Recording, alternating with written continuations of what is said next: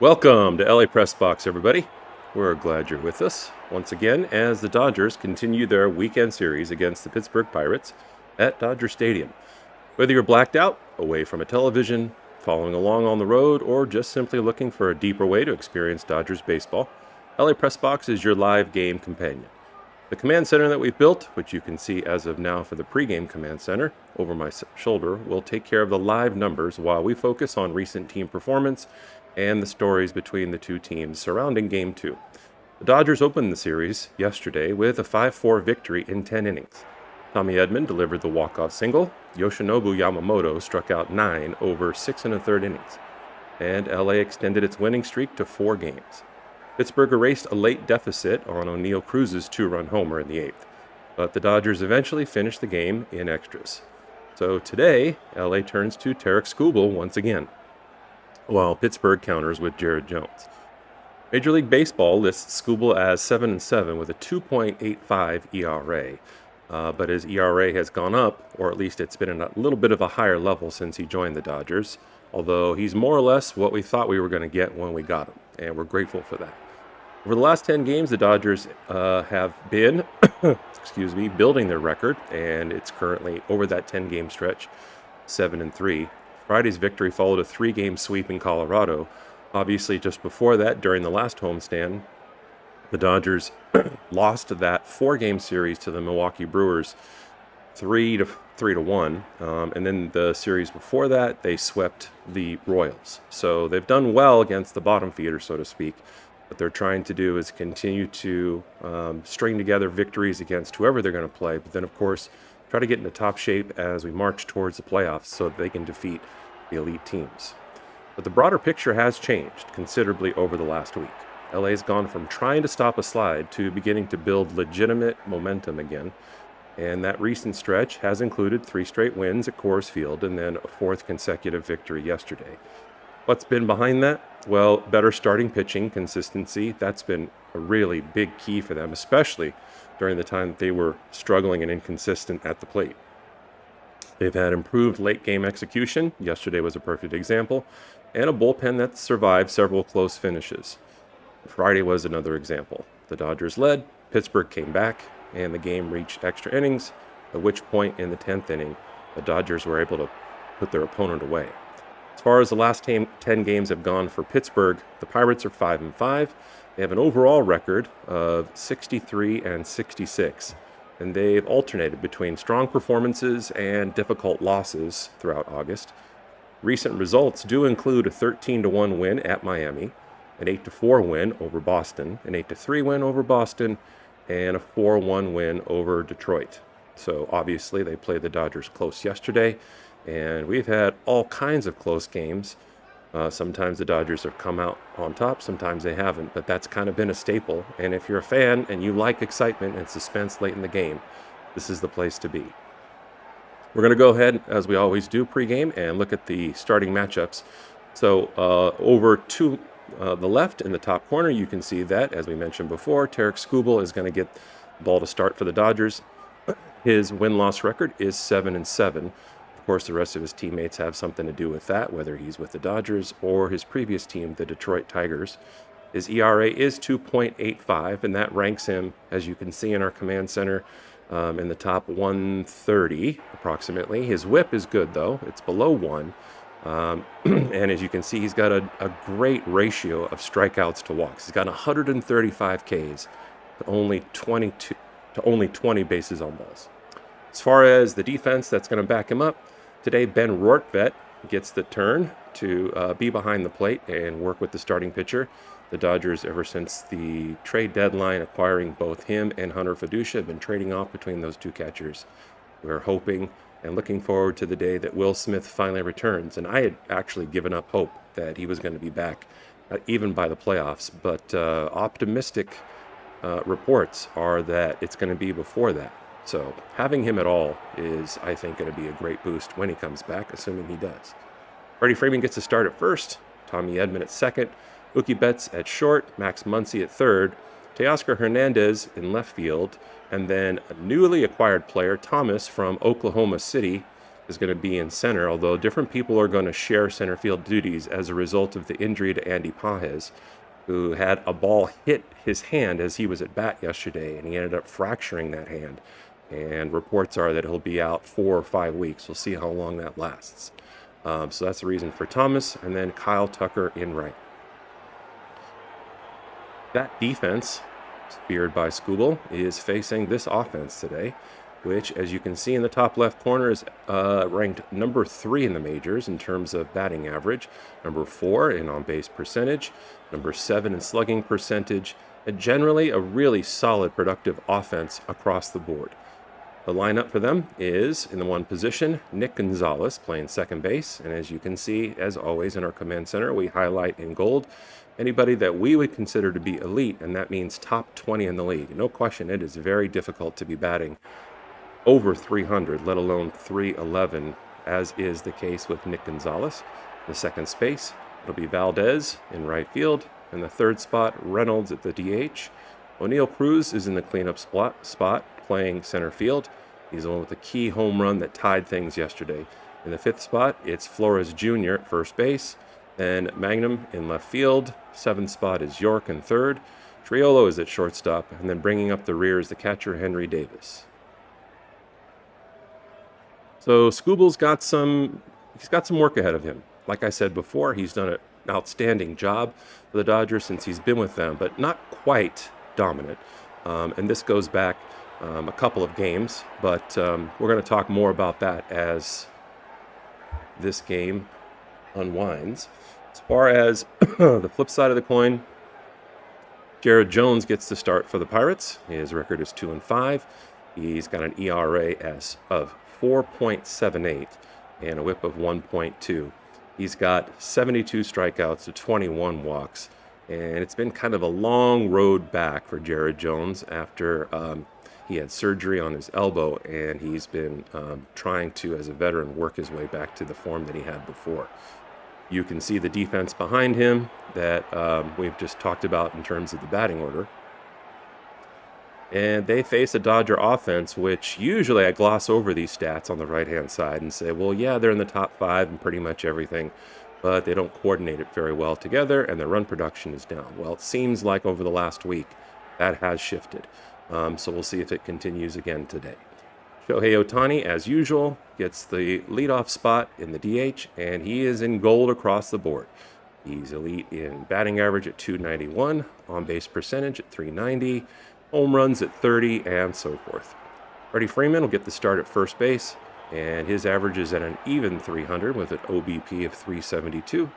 Third spot goes to Mookie Betts, so somebody's got to slide up in the order now that Andy Pages is no longer there to either be in the second or the third spot. Max Muncy, who hit a home run again yesterday, and now that brings his total up to 26 on the season, is elite in 2 categories. He's in the cleanup spot. And the 5 spot will be Tommy Edman, who had the crucial game-winning single in extra innings yesterday to bring home Kike Hernandez. He'll be in the 5 spot playing second base. Kyle Tucker is in the 6th spot. Teo in the 7th. And then the new center fielder, as we said before, recently called up from Oklahoma City, Alek Thomas, will be in center field. He has a very small sample size in terms of major league activity.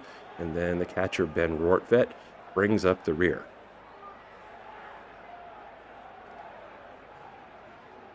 So quickly, once again, this is, I think, the night of Tarek Skubal, but we're going to have our normal pregame quiz and give you guys an opportunity to get in the chat and respond to this. How do you think this game ends? What does it come down to? Do you think it's going to be a Dodgers comeback? Dodgers are going to hold on late after leading.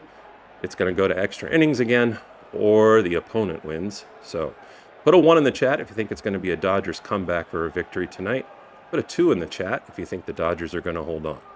A 3 in the chat if it goes to extra innings, and a 4 if you think the Pirates are going to take this middle of the 3 games.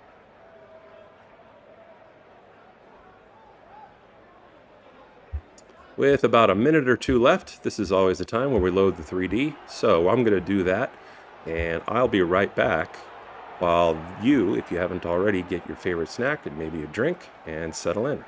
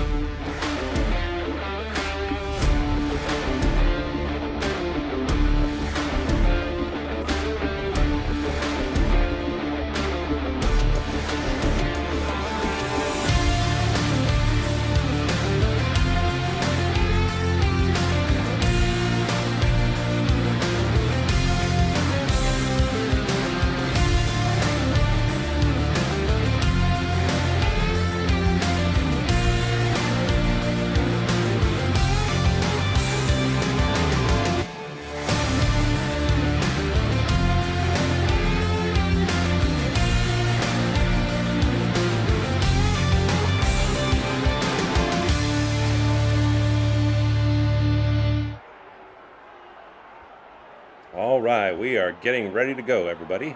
Tarek Skubal on the mound. Thanks for responding. I see all those 1s in the chat.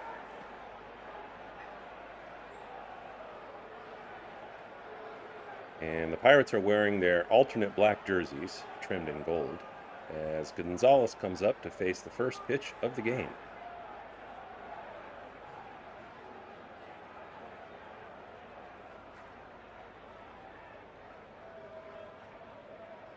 Temperature in Los Angeles is 90 degrees. Dodgers are also wearing their alternate white uniforms, as the first pitch is in there for a strike.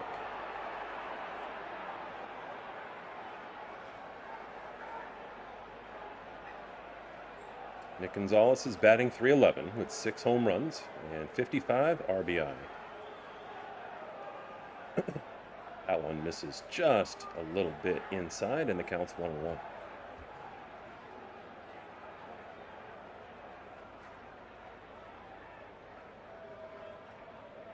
That one is fouled off to the right. So Gonzalez in an early hole, and Skubal looking strong so far. I know it's only 3 pitches, but I always feel like the first 2 or 3 batters, you can tell right away whether pitcher's got good stuff and confidence. That one misses high, and the count's 2-2.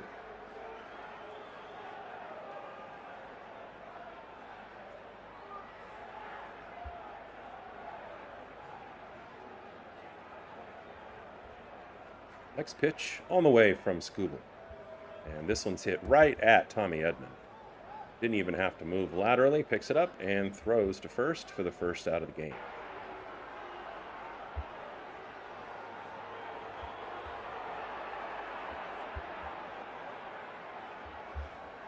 So that'll bring up Valdez.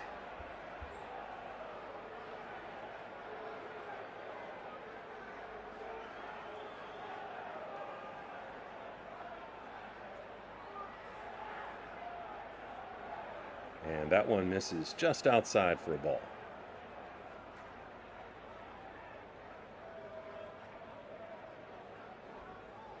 Clear day in Los Angeles as it's hit 90 degrees. And that pitch, similar spot. And the count is 2-0.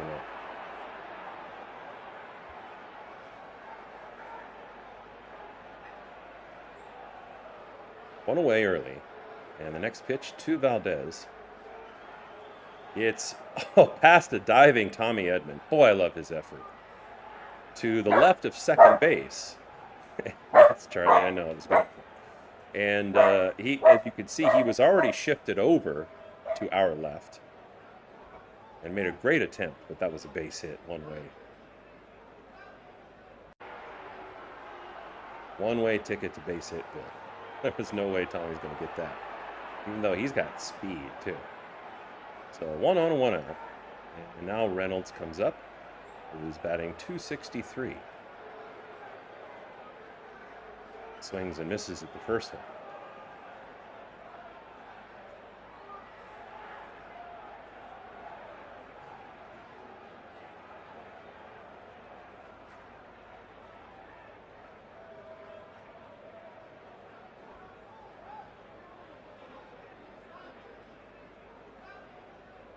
And the next one misses outside.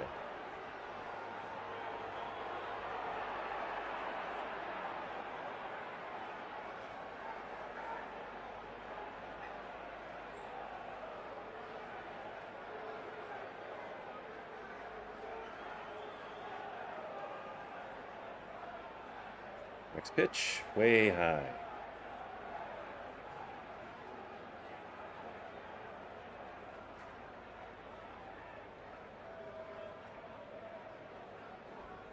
Pirates, one of the best offenses in baseball. Really, in terms of rankings across the board, they're right there with the Dodgers. And that one is singled to center. So 2 straight base hits after Scooble gets the first out of the inning. Both clean, both to the same spot of the field. So runners at first and second early for this productive offense.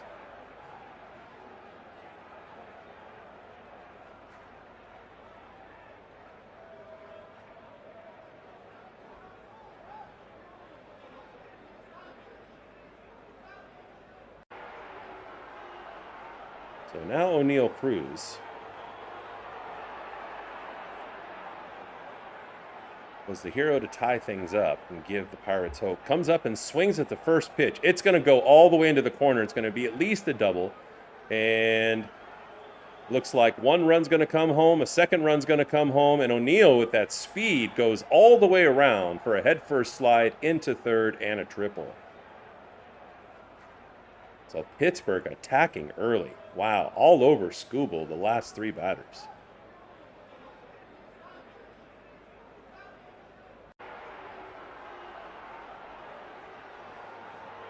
Man, they came out attacking him.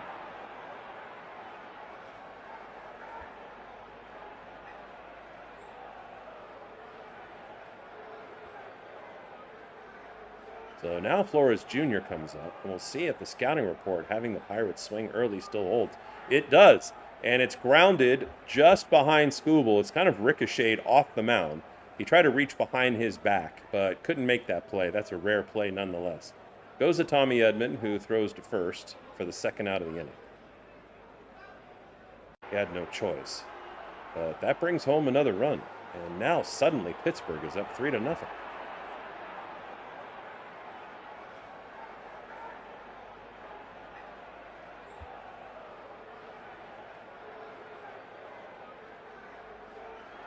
And that one's in there for a strike as Mangum comes up, who's batting .297 on the season.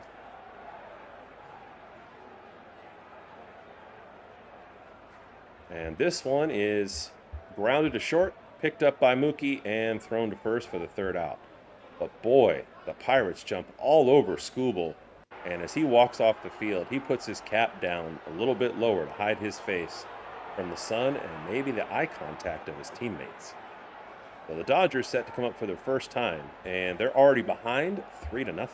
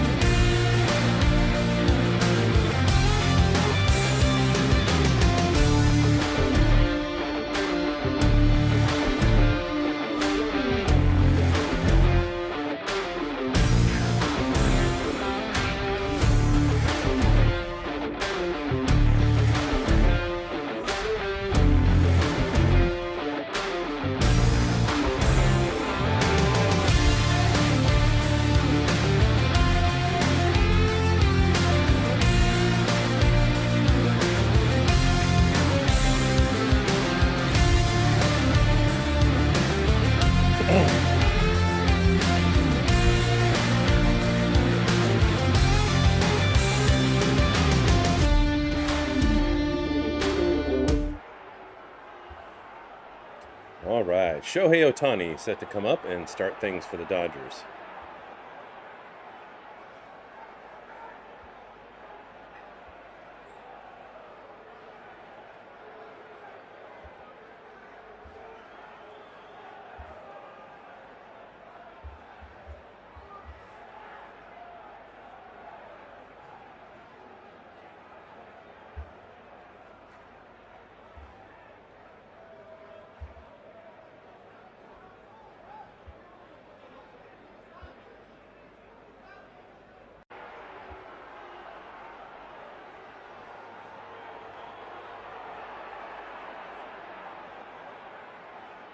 Jared Jones has pitched 14 games this year. And the first pitch misses high for a ball. I'm already dipping into the rally cap. Man. Strap in, because this is going to take some fireworks if the Dodgers are going to come back and make a game of this one. It is early, as Ohtani swings and misses, and the count's 1-1.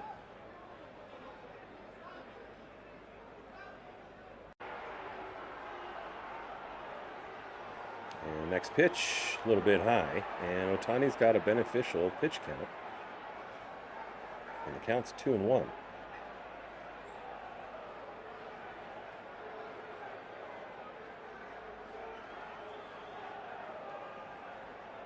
Swings and misses at that one, and the count's 2-2.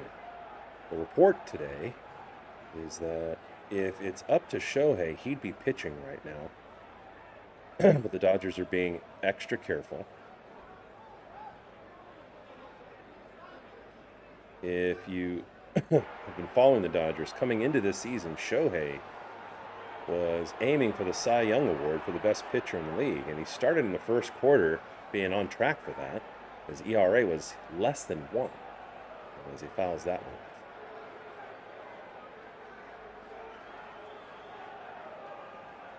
Then his ERA climbed just a little bit, and he was more normal.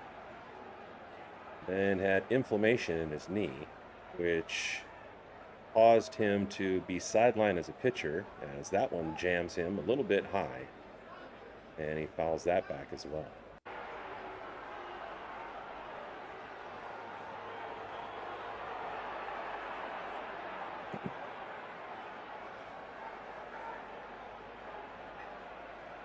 And next pitch, just a little bit low. Nice breaking ball that fooled Ohtani. He swings and misses for strike 3, and the first out is recorded.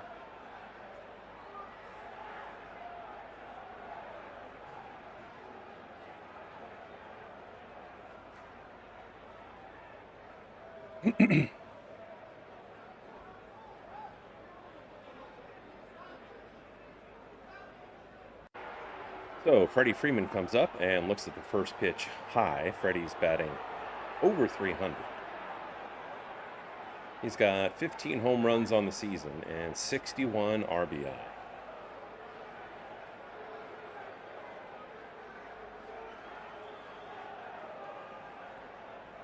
Swings and misses at that one. Count is 1-1. A couple weeks ago, Freddie took a terrible spill trying to get under a foul ball when he was playing first base. Freddie fouls that one off, and the count's 1-2. And fell directly into the dugout of the opponents at Dodger Stadium. Like literally the floor just dropped out on him. And surprising that he was fine.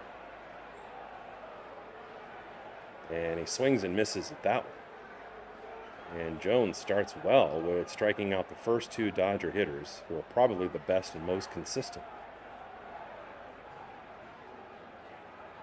So now Mookie Betts, because of the injury to Andy Pages, moves up in the lineup to the number 3 spot. Usually the 2 and 3 spots are Andy Pages and Freddie Freeman. Lately, Freddie's been the second and Andy's been the third, compared to how it's been, which is the other direction most of the season. Mookie's batting .238 on the season. That's mainly a reflection of how much he struggled in the first quarter. That one misses high for a ball.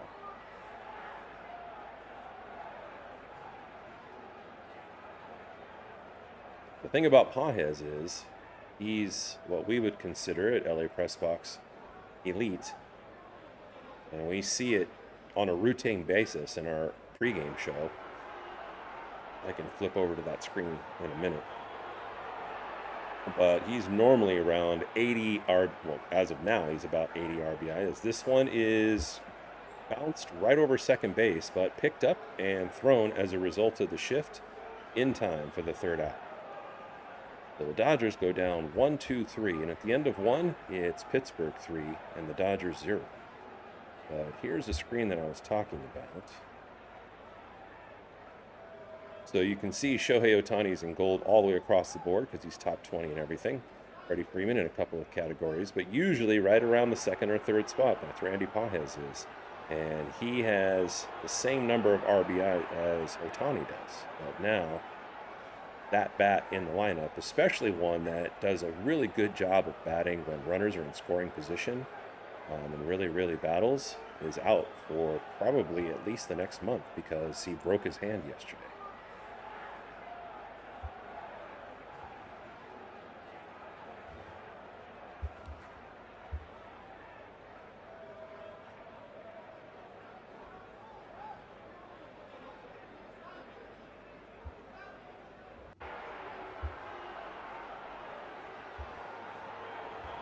So Scooble's set to come back out again after a rough first inning.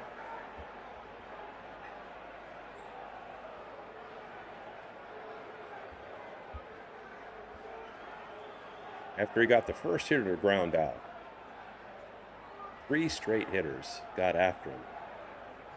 2 base hits up the middle, and then a triple in the right field corner that brought home 2.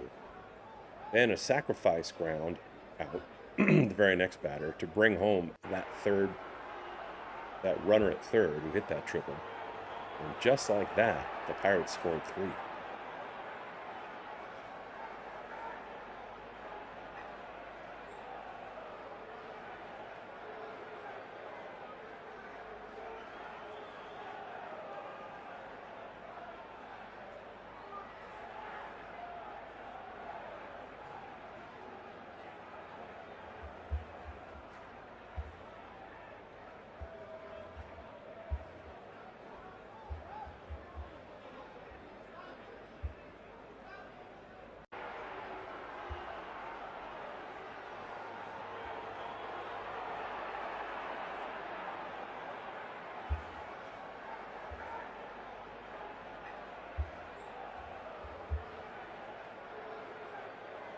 So York comes up with his first crack at Scooble and swings at the first pitch, fouls it off.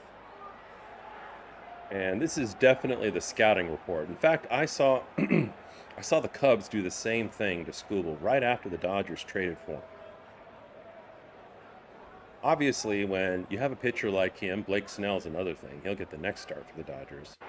But somebody like Scooble, who's such a high-profile pitcher, and won the award, the Cy Young Award that Shohei'd love to get twice.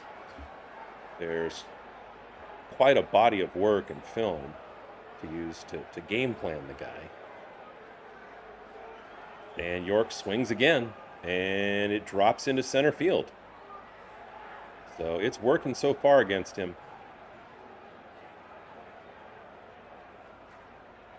And even if Andy Pages was in center, there's no way he could have gotten to that ball. It just dropped in the perfect spot. They've been attacking the middle of the field.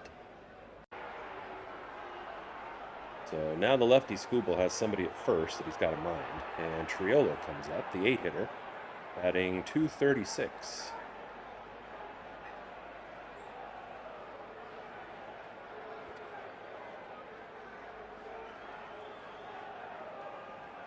Interesting that he looks at that pitch, even though it's in there for a strike.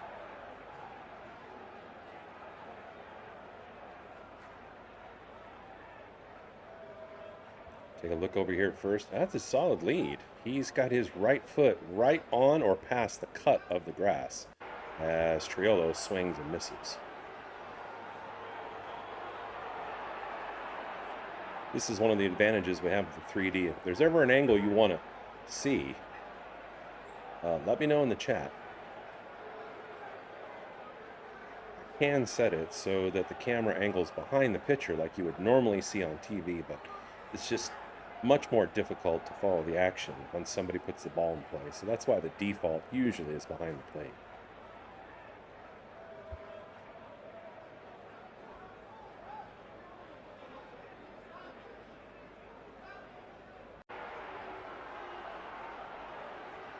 And the next pitch from Scooble is low for a ball. And Scooble's going to challenge. This is one of the unusual things when it comes to challenges. Usually it's not the pitchers that challenge.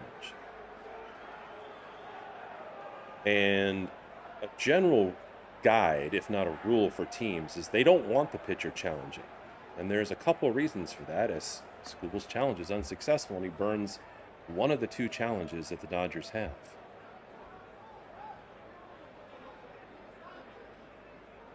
Next pitch on the way to Triolo.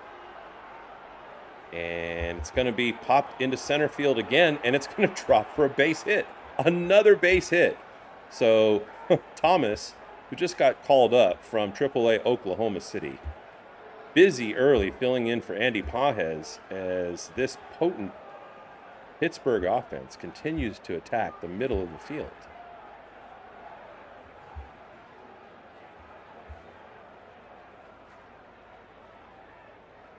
So that's going to bring up the 9-hitter Davis, who's batting only .170.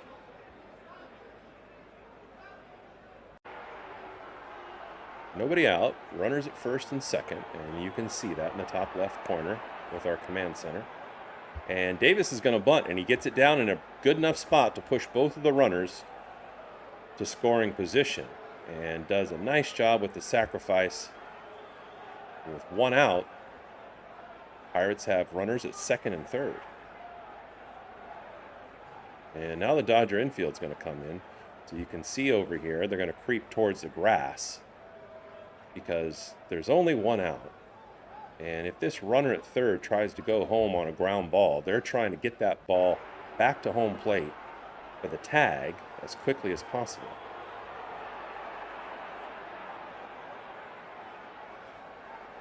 So the Dodgers under some pressure early. We'll talk more in a little bit about why most teams don't like to have the pitchers challenge.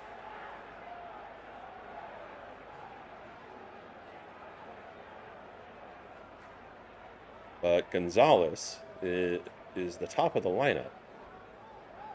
And the Pirates have batted around pretty much in 1+ innings very quickly.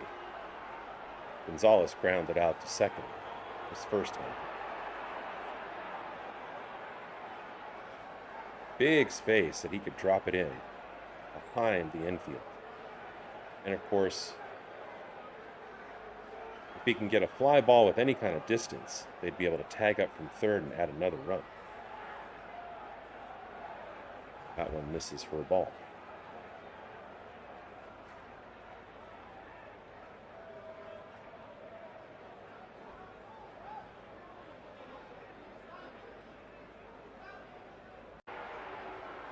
Next pitch on the way from Skubal to Gonzalez. Swung on and missed. Well placed in the inside part of the strike zone. So now the count's 1-2. Skubal's facing a guy with the second highest batting average in all of baseball.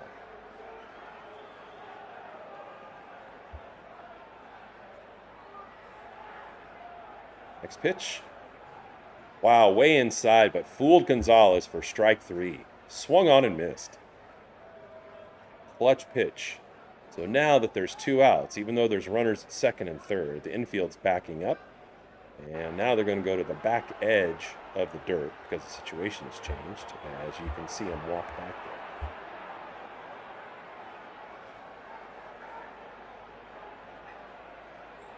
there. Now Skubal's going to face the number 2 hitter, Valdez, who's already 1 for 1. He's the first run to score today.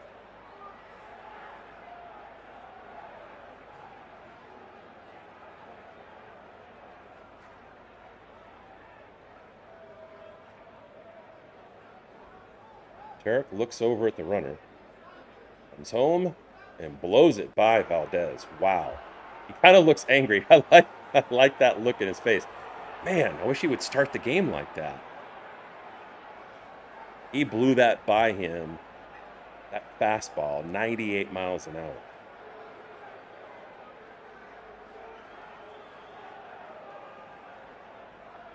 Next pitch, it's high and outside for a ball. So the count's 1-2. Skubal does a little shake of the head, saying, "No, I'm not going to pitch whatever it is that you suggested to me. Do something else." Let's see what that something else is in a second.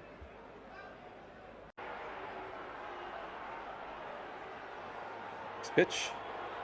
It's a breaking ball low, and it misses. Evens the count with 2 outs at 2-2. So runners at second and third, 2 on, 2 outs. And 2 balls and 2 strikes to Valdez.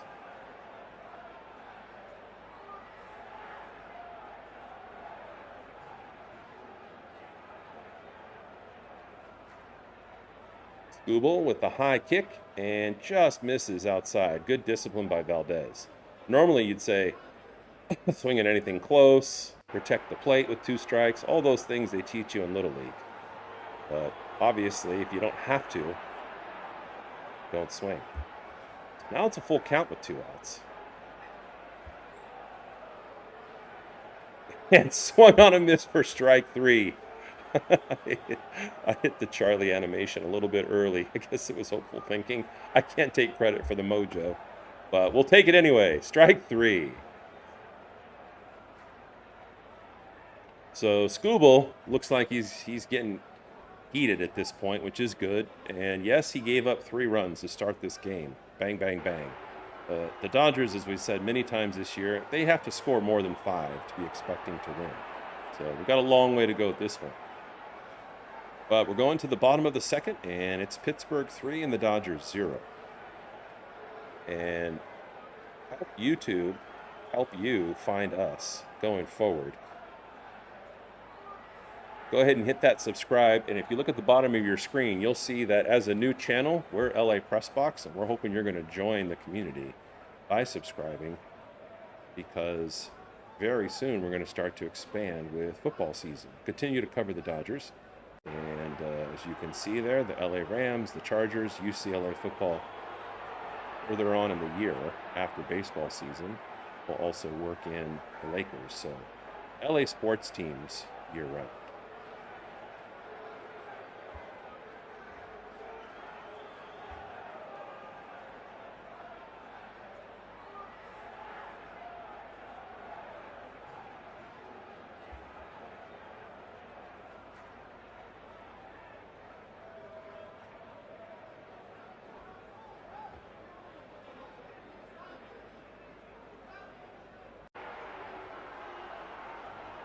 Since we've got a little bit of time, wanted to talk to you about why, if you don't know this already, most teams don't want pitchers to challenge like Scooble just did and burned one of the two challenges for the Dodgers. And one is obviously they probably have the most invested in the pitch count and in strikes and balls, right? I mean, it's on them. They get the spotlight.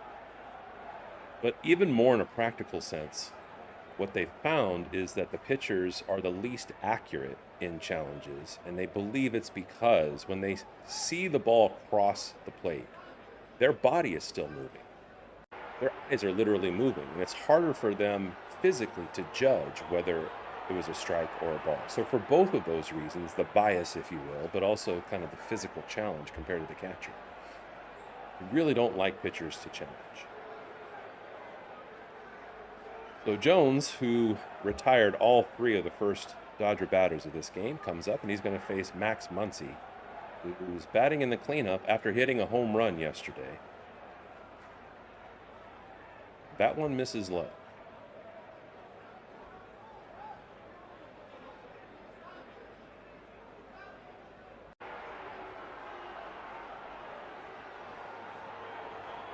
I believe yesterday was Muncy's 26th home run, 25th or 26th home run on the season. He's been hovering behind Shohei for most home runs. Dodgers. Shohei's at 30. The sixth season in a row where he's hit 30-plus home runs. That one catches the strike zone. And the count to Muncy is 3-1.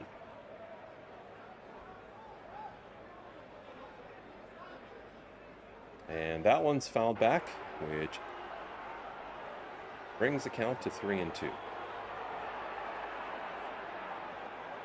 Speaking of the home run that Muncy hit, that puts him, I think, 3 in front of Eric Karros for the all-time lead for home runs hit at Dodger Stadium, as that one is fouled on the ground to the right of first base.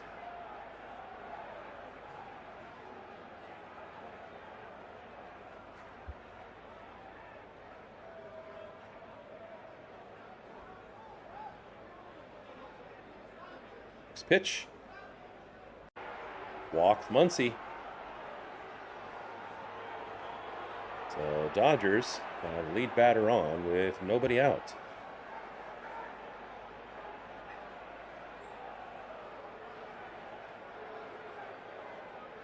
So that'll bring up Tommy Edman, who is a switch hitter.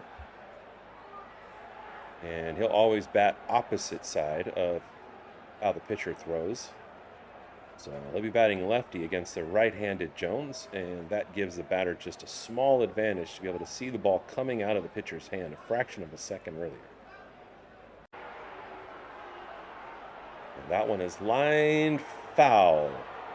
Ooh, that could have been trouble. If that had landed fair, it would have rolled into the corner, and probably, knowing his speed, would have been a triple for Tommy, and the Dodgers would have been on the board. But instead, he's down 0-2.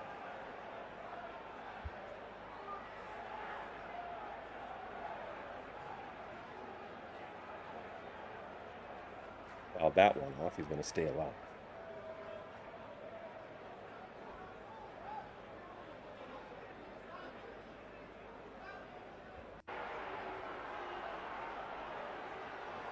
Next pitch. It's high, and Tommy Edman swings and misses. And you can tell by his body language on the 3D, he was not happy with himself for chasing that one and swinging underneath it. So another strikeout. Another strikeout for Jones, who looks good early on.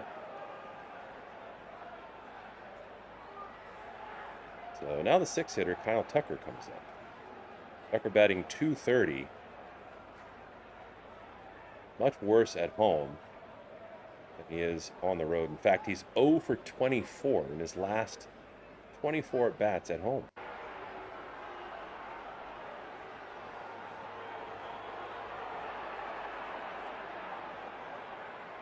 First pitch misses low for a ball, 1-0.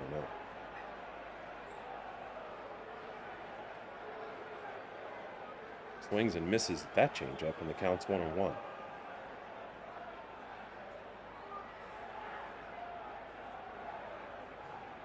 There's been some talk about how the fans treat Tucker and, you know, the Dodger teammates rallying around him because of his struggles, saying he's one of us whether he struggles or not, and we're going to support him. As that pitch is way outside.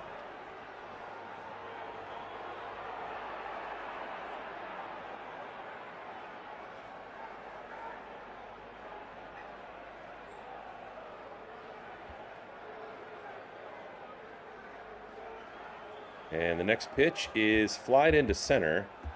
It's going to be shallow and caught there, no problem.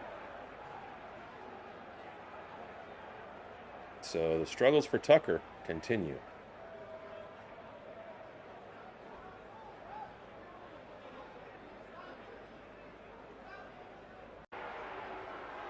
So now Teoscar Hernandez set to come up, who's had his own struggles, not as much as Kyle Tucker, although sometimes Teo will swing and he'll look silly.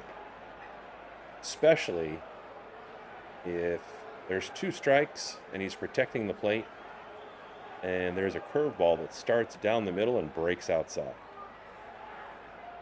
Swings this first pitch and misses.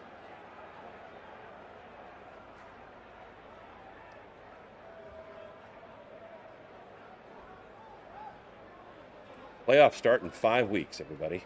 That one's fouled off, 0-2.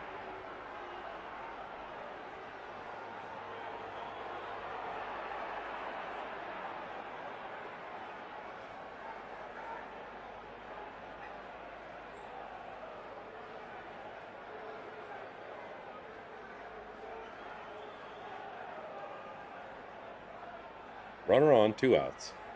And the pitch from Jones swung on and missed by Teo. And another strikeout. Jones looks really good.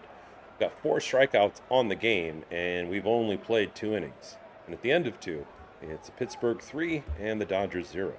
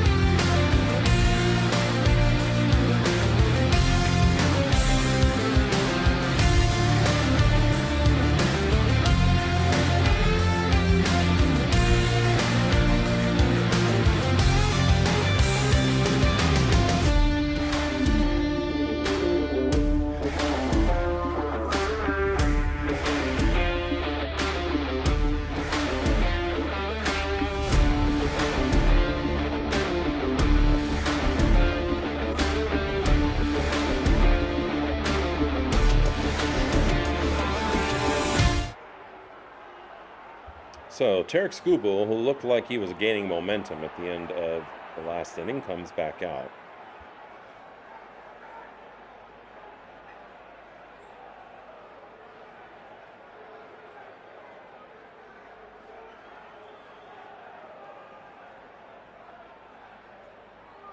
And obviously Skubal waiting for the Dodgers batting order to get on track. Pirates already have 5 hits. Dodgers are waiting for their first one.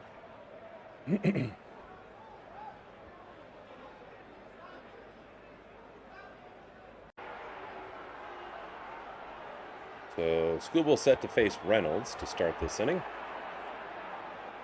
And the first pitch is grounded to Max Muncy. He's going to charge it, and he picks it up and throws it as he crosses the pitcher's mound. He gets it there in time and ran so far that he has a chance to fist bump Freddie Freeman. Great job by Max Muncy, and 1 away.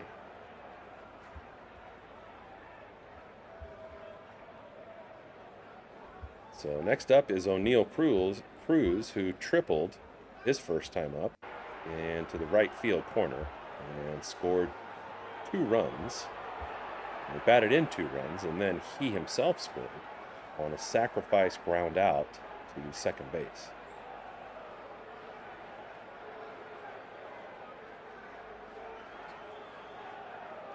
So the 4-hitter Cruz comes in and looks at the first pitch for a strike.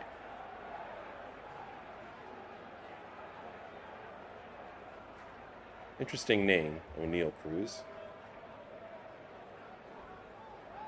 I've seen the reverse version before, Cruz O'Neill. Not as an athlete, just person walking around, everyday person.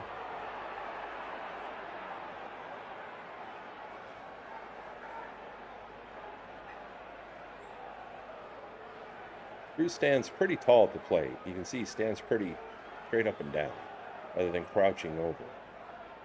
So enough to work with there as far as a vertical strike zone for Skubal. Not like some of these little league kids that you see crouch way over, try to shrink the strike zone and just take walks. As Cruz swings and fouls that one back and out of play along the first base side. So the count's 1-2 to Cruz.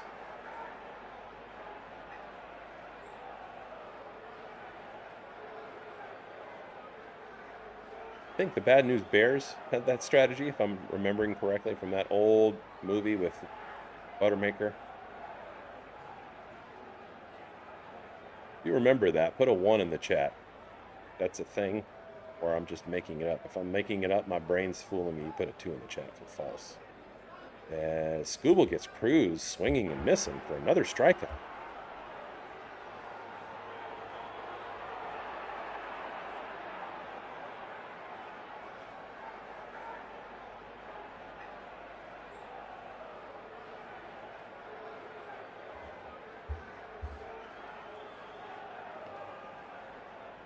So now Flores Jr. comes up, the 5-hitter, and fouls one straight back out of play.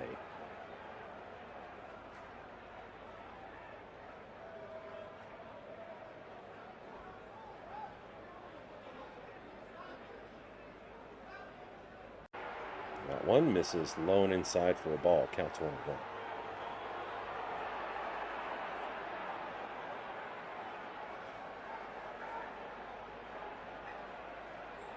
Skubal's going kind of quick in between pitches right now.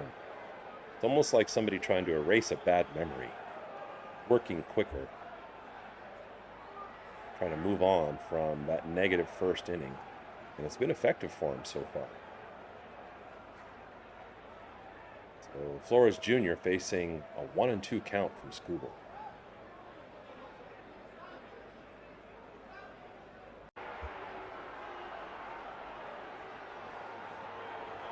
Next pitch on the way with nobody out. Misses low for ball 2. So 2 outs, 2 balls, and 2 strikes. Nobody on.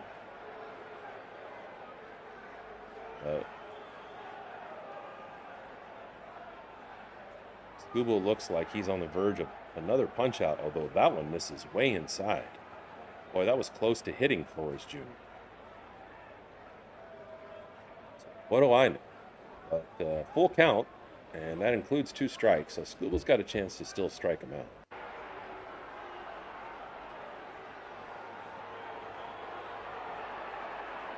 Next pitch, swung on and missed, and he does exactly that. Another strikeout for Skubal. So Skubal's cooking, officially. And now he needs the Dodgers offense to do that.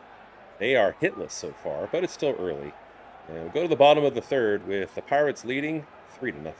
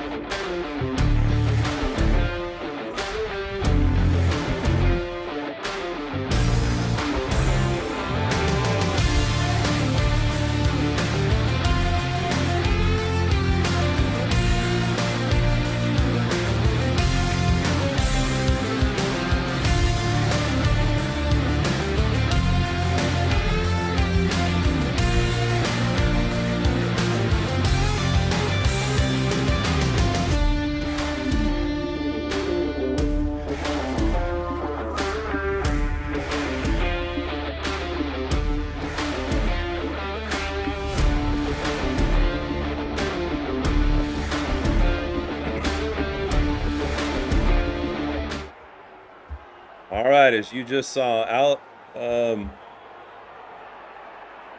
a second. Gotta get this game. Alec Thomas. Alec Thomas is about to face Jared Jones.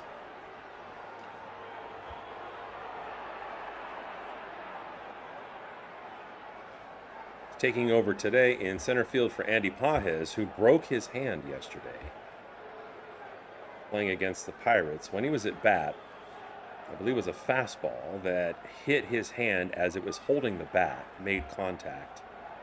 I think it was a 100-mile-an-hour fastball, and he played through that pain for some time until they finally took him out of the game. And early projections are that he's going to be out at least a month.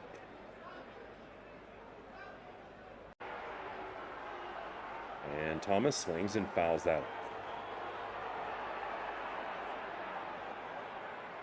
And even though he's new, just came up from the minors today, Thomas is batting in the 8th spot, ahead of our catcher, Ben Workfit.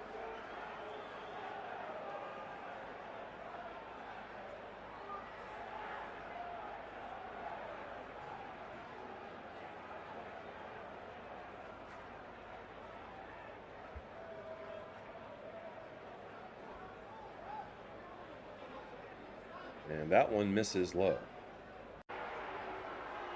Thomas did play for a bit with the Arizona Diamondbacks.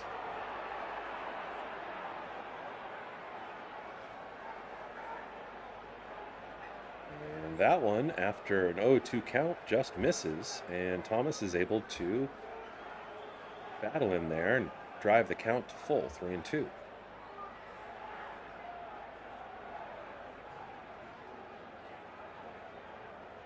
And this one, boy, it looked like a ball. Oh, no, it was a ball, but it looks like Thomas, yeah, it was a check swing. So it was thrown outside the strike zone. It could have been a walk, but the check swing did go, and it ends up being the 5th strikeout for Jones instead. So now the catcher, Ben Rortvedt, comes up. Ben's only batting 188 on the season.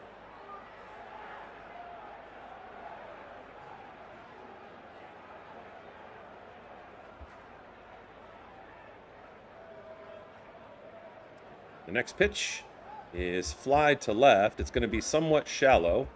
Running in is Mangum, and he makes the catch for the 2nd out of the inning.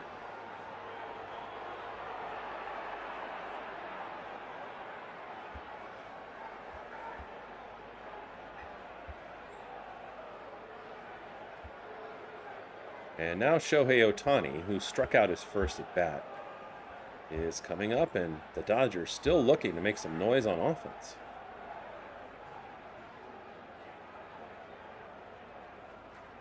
Once again, the report is that if it was up to Shohei, he'd be back pitching now, but the Dodgers are being extra cautious with him.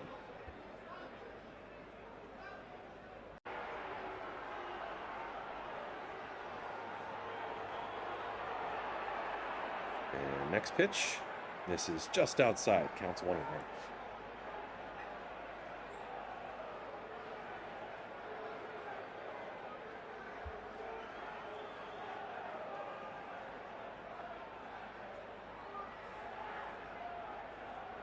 And the next one also misses.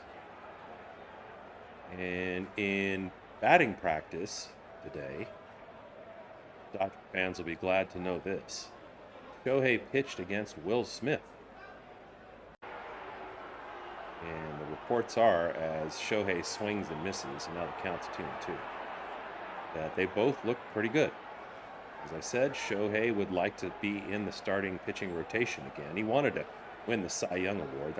He's missed too many games for that, but he could still be the National League MVP, especially if he's able to regain that spot soon and bolster the Dodgers'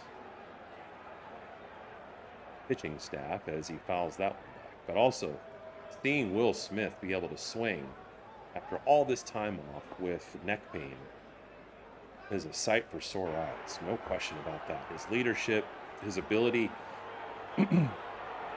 to deliver clutch hits when he's up there, but also throw out a second, because without him, people have been abusing us and stealing a bunch. good news on both fronts. As Otani has an even count, I mean a full count, excuse me. And that one brushes him back, but misses him as well as the strike zone, and he walks. His expression when he bent back was he had opened his mouth wide, like, whoa. And then after he kind of bounced and backed out before he hopped down to first, it was quite the look of surprise. He's just such a goofball sometimes. All good, all smiles. So now Freddie Freeman comes up, and maybe with Shohei on first, we can get some kind of a 2-out rally. That is something that we've been able to do recently that you just couldn't count on for weeks, especially during the 7-game losing streak. But the last 2 weeks has been a different story, as Freddie Freeman looks at the first pitch well outside for ball 1.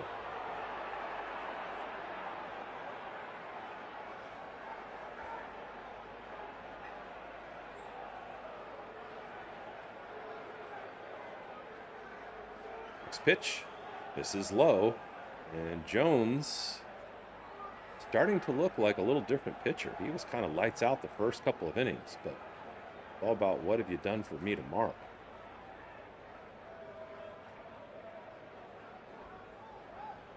And all we care about is right now.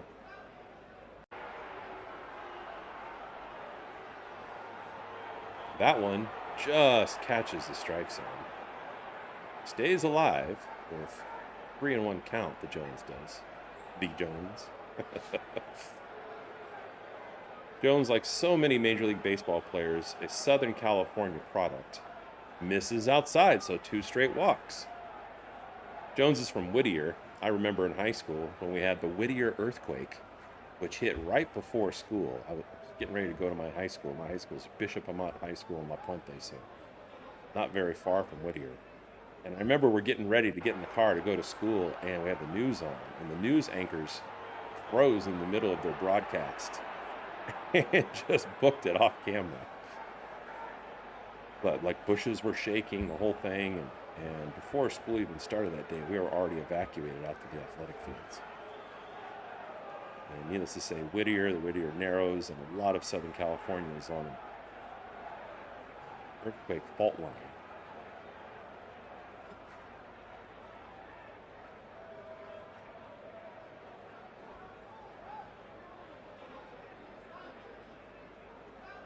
So 2 outs.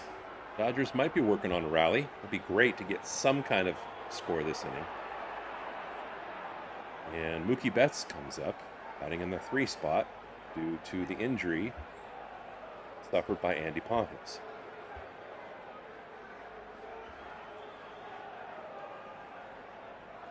And he looks at a ball.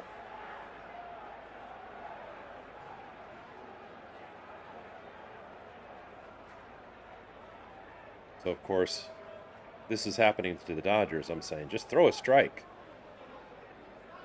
Next pitch from Jones to Betts is swung on, and it's hit to right field, but it's going to be caught there by Valdez.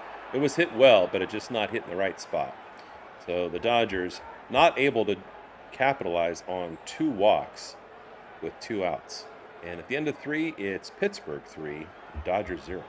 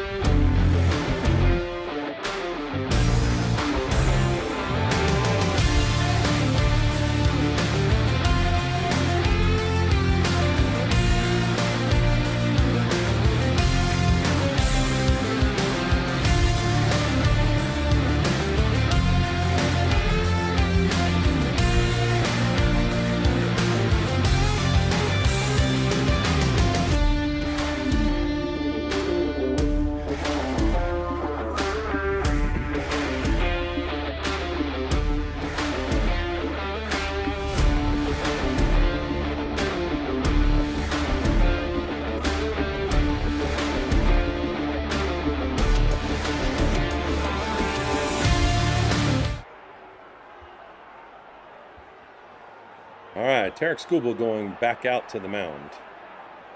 He's going to face Magnum.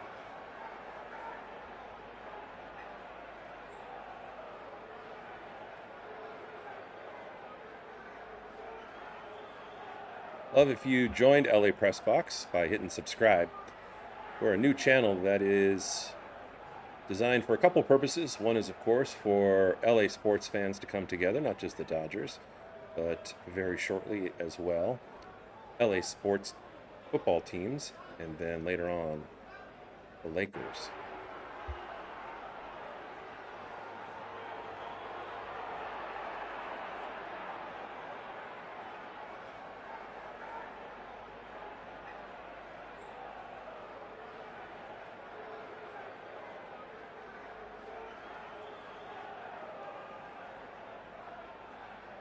And Magnum swings at the first pitch and fouls it back for a strike.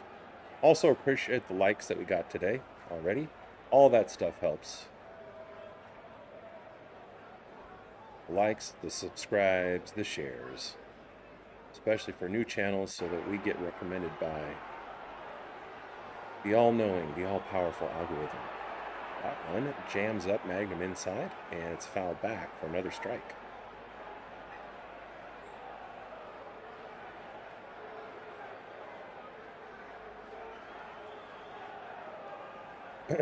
Magnum originally out of Mississippi.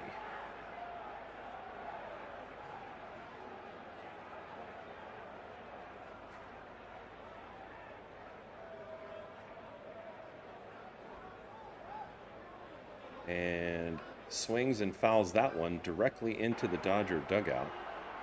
Pitcher Tyler Glasnow thought about picking that one up, decided against it. Wise. And Magnum stays alive, battling with a 1-2 count. That one catches his bat on a somewhat protective check swing.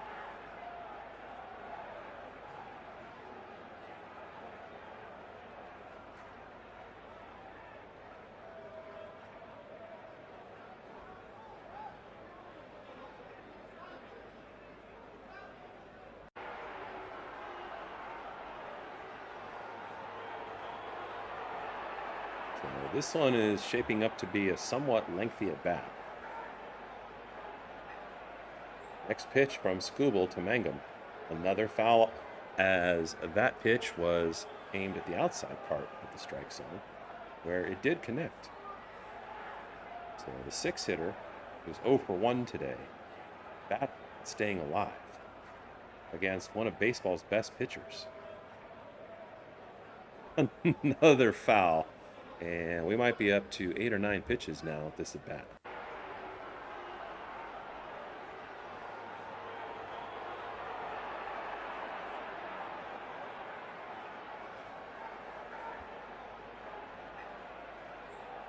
So we've been stuck at a 1-2 count for a bit here. This one's a curveball that drops in the middle, and it's also fouled off. Turned on early by Mangum. Chopped foul left of third base.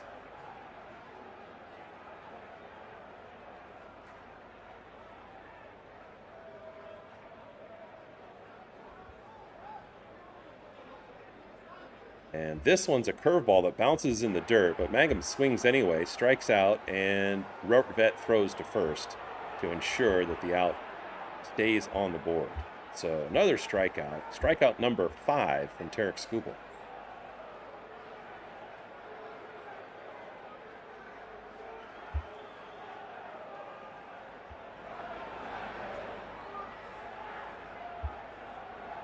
So now Nick York comes up, who's 1 for 1 already today. And after that first inning, Skubal looks like a different pitcher.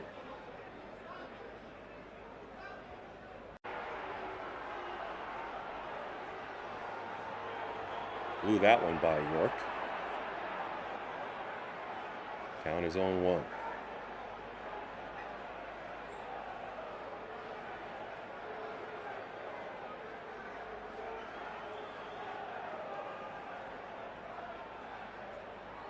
And next pitch, swung on and missed for the 6th strikeout by Tarek Skubal. 6 Ks. Somebody's got to like slap him in the face or punch him in the shoulder before the game starts, right before it begins. So he's already angry, like he got after that first inning, giving up 3 runs. Because some people just play better angry, and that seems to be the case in the short time I've watched Tarek Skubal. Now, the 8 hitter, Triolo, comes up, who's 1 for 1 today.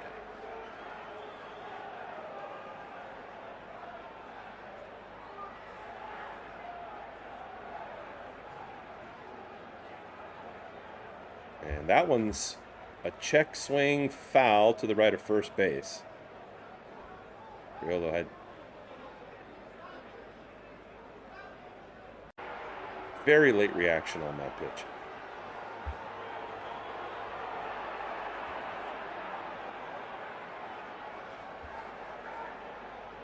So 2 strikes already on Triolo as well. And then this one's going to be popped up foul to the right. Freddie Freeman running over there and reaches over the rail. The 3D does not extend that far, but makes the catch and does not fall down. Sorry, 3D is making me laugh with the sudden breakdancing. Reaches over the rail, makes the catch, and this time does not fall into the opponent dugout. And that's a relief on all counts, especially knowing that Freddie could have been seriously hurt when that happened to him a couple weeks ago. But Skubal is definitely cooking now, waiting on the Dodgers offense to do the same. And we go to the bottom of the 4th, and it's the Pirates 3 and the Dodgers 0.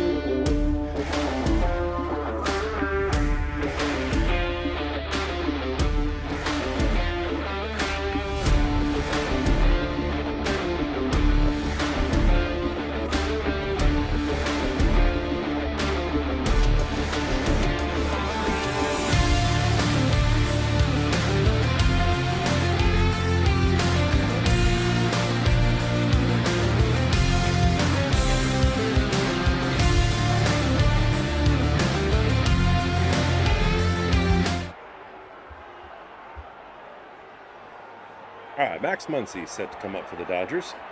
Once again, trying to get untracked offensively as Tarek Skubal seems to be finding his stride. Muncy swings at the first pitch, and he lines it over the first baseman's head. It lands fair. It's going to curl into the corner. This is going to be easily a stand-up double for Max Muncy.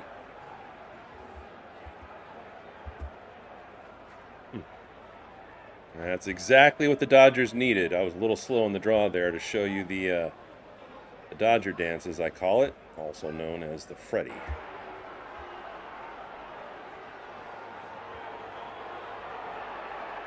So now Tommy Edman, who was the hero last night with his winning single in the 10th inning, comes up. Edman is 0 for 1 today, batting in the 5th spot. A little different look from the batting order today as a result of Andy Pages sustaining a broken hand yesterday.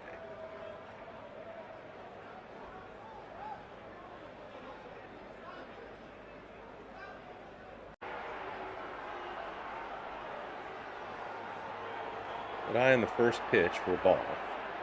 And the next one is taken by the catcher, throws all the way back to second, thinking that Max Muncy's lead is too big for his britches, but not even close to throwing it out. Some real confidence. Having played catcher myself, I mean, I've done that, not the pro level, of course. I've done that to first and third in my career, but second, you gotta have some guts to make that throw and think you have a chance and not throw it away into the outfield.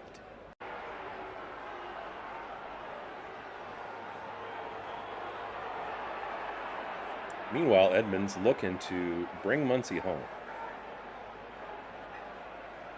And he's in control with a 3-0 count. And that one's in there for a strike. So the count's 3-1. Nobody out. Good time for the Dodgers to start making some noise on offense. No better time than the present. The next pitch on the way from Jones. This is well outside, and he walks Edmonds. So, getting a different look. The last inning and now the beginning of this fourth inning from Jones. He was pretty lights out. And he mouths, "Come on."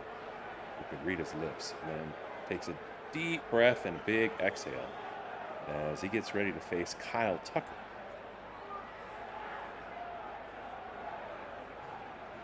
Tucker's batting in the 6th spot. And he's 0 for 1. What else is new in his home stretch? Flied out in the 2nd inning. Tucker's almost 0 for 30. If he doesn't get a hit today, I think that's where he's going to be. If he gets a hit here, Dodgers fans, which are very knowledgeable, I'm sure will give him like a big cheer. They know exactly how much he struggled as he looks at that pitch for a strike.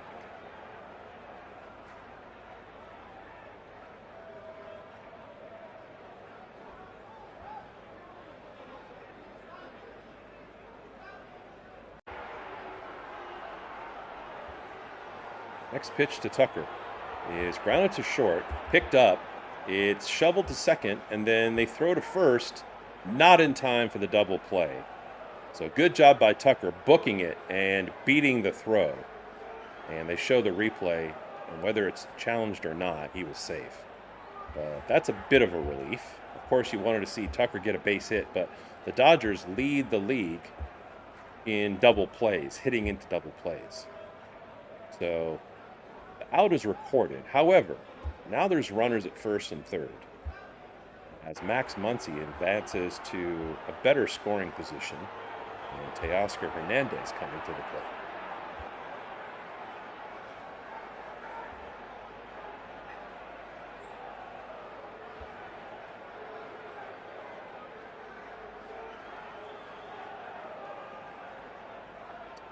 And the first pitch is a check swing. And they check with the first base umpire. He said, no, he didn't go. And boy, it looks like he did.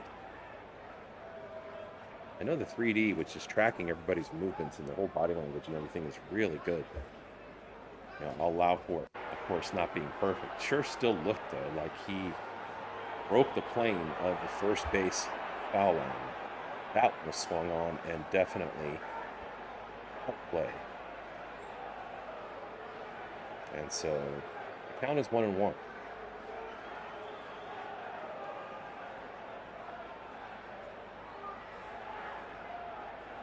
One ball, one strike, one out, and runners at the corners.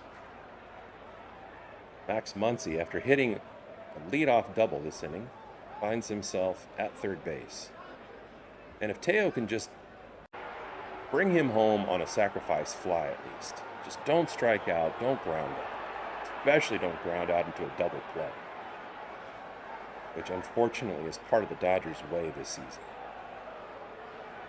And we get a run on the board, we're right there.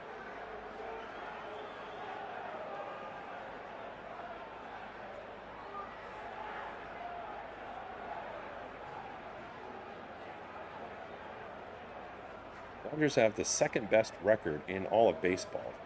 They started the day 2 games back of the Milwaukee Brewers. And I believe 9 games ahead of the Padres for first place in the National League West.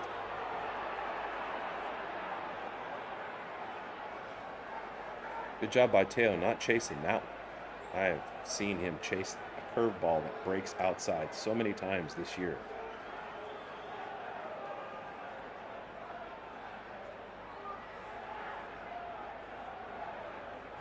So, full count, 1 out, runners at the corners.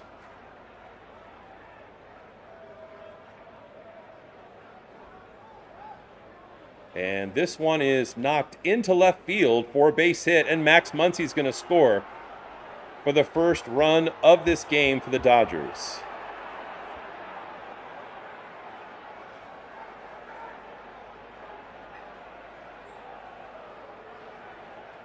That's exactly what we needed. Exactly what we needed.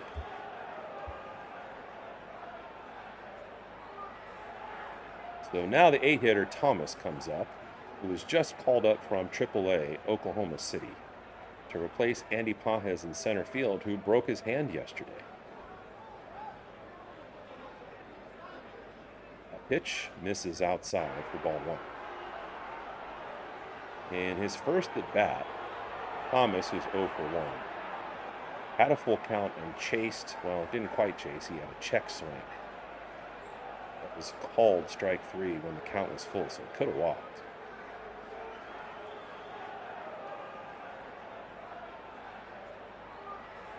And that one also misses outside. So the count's 2-0 to Thomas. Thomas played just a little bit for the Arizona Diamondbacks. Swings at this one, and oh, the 3D did not show it, but the bat slipped out of his hand and went straight into the opponent dugout. I think it made contact on the broadcast camera. So that served as a shield for most of the people in the dugout. Those things are huge. So the count's 2-1 now to Thomas. Dodgers have 2 on, only 1 out. 9-hitter Rortvedt is on deck. It'd be great if the Dodgers can get through one of the next 2 batters and bring up Shohei Ohtani before this inning is over.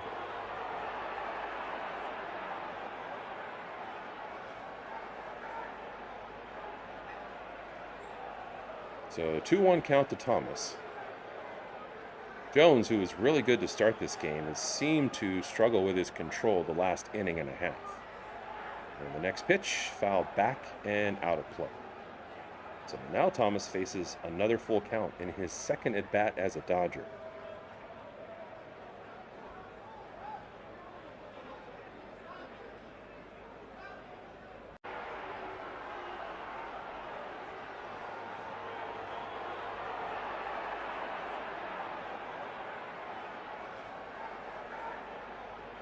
And Jones steps off the mound, so Thomas steps out. And Jones is trying to collect himself. I mean, that's an indicator, obviously, that body language. Trying to focus and get yourself together, as they would say. See if it works. This pitch is grounded into the hole to left field. Thomas gets his first base hit as a Dodger, and the Dodgers get another run on the board. Oh, yeah, we are in business now, baby. In business. Good job by Kyle Tucker coming all the way around from second base. Slides at home to score, although there was no play at the plate. Thomas does his best version of the Dodger dance. He looked a little bit unsure about how to do it, but did it nonetheless. And Jones is officially struggling. And now it's anybody's game, with 2 of the best offenses in baseball going at it. Still only 1 out. Now the Dodgers, after scoring 2, should have Shohei Ohtani come up. We'll see. But there is 1 out, and it's possible that Rortvedt could hit into a double play. And that's one thing that the Dodgers do more often than anybody else.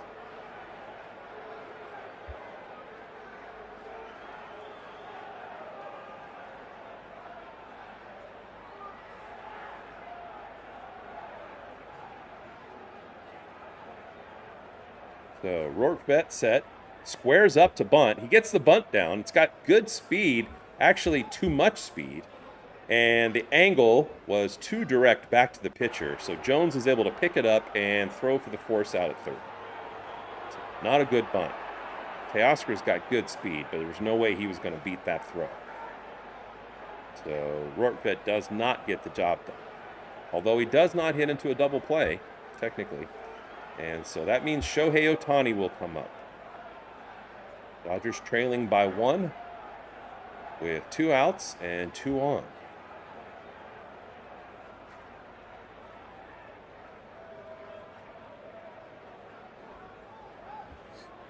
Ohtani's 0 for 1 today.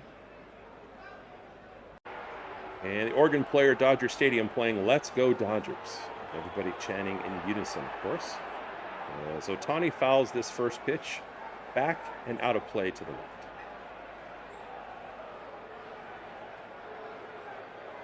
Ohtani in the top 20 in every batting category. And early reports today are that he's getting close to rejoining the starting pitching rotation.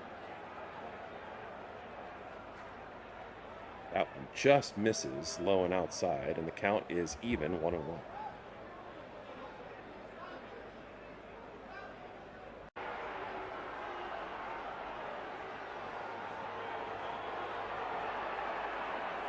And he swings and misses at that low pitch and completely goes back to an old habit, and not a good one, where he pulls his head and opens his swinging body language by having that right foot plant almost on that white line, the back edge of the box that he was just stepping on before he got reloaded right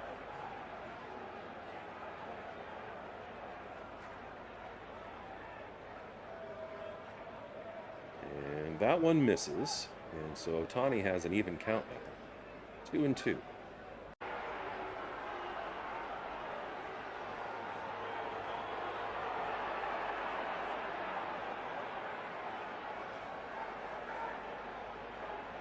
Next pitch, fouled off, and Ohtani stays alive. Bottom of the 4th here at Dodger Stadium. Game time, the temperature was 90 degrees, clear skies.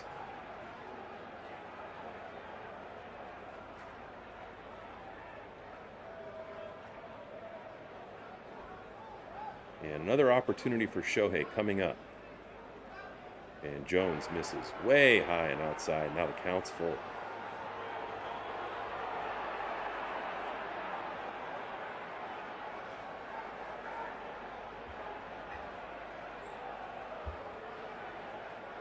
So Jones in a bit of a bind here. Trying to limit the damage from the Dodgers. And he throws to second, and nobody's covering.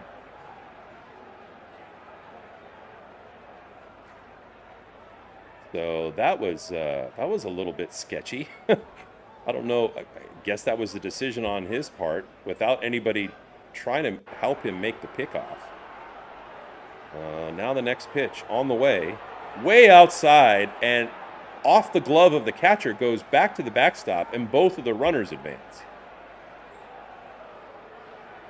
Although technically it was ball 4, so I guess no damage done on that.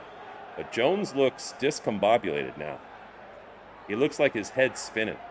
He's thinking about all the different things that could happen that he might be able to do or he should do. And it's a great time for the Dodgers to take advantage of that with 2 outs. And now Freddie Freeman coming up with bases loaded.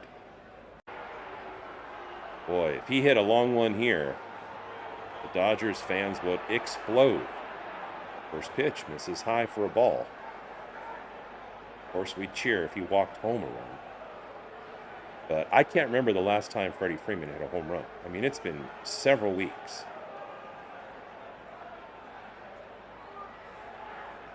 Next pitch also misses high, 2-0. So Jones really feeling it now. Bases loaded, 2 outs. Freddie Freeman ahead in the count, 2-0.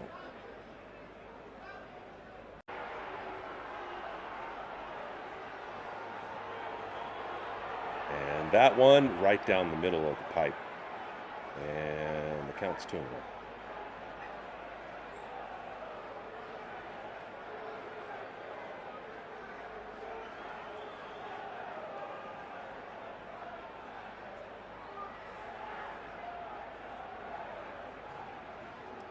next pitch. Oh, catches and strikes him. Freddie Freeman batting right at 300 for the season and at 300 for his career. With a golden opportunity here, bases loaded, 2 outs. Next pitch to Freeman. Swung on and flied to left. It looks like it's going to be shallow but playable. And Mangum is able to jog up and make the catch for the 3rd out. But the Dodgers score 2, and now they are in the mix with Skubal warming up and starting to dominate after a rough first inning. And at the end of 4, it's Pittsburgh 3, Dodgers 2.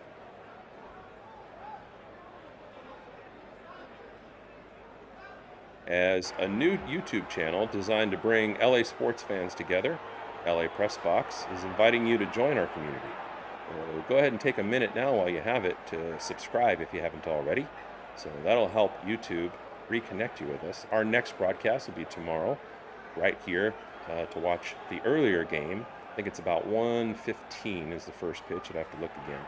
At Dodger Stadium for the 3rd game of this series. And then in the next couple of weeks, we will begin to expand. We're going to be covering football.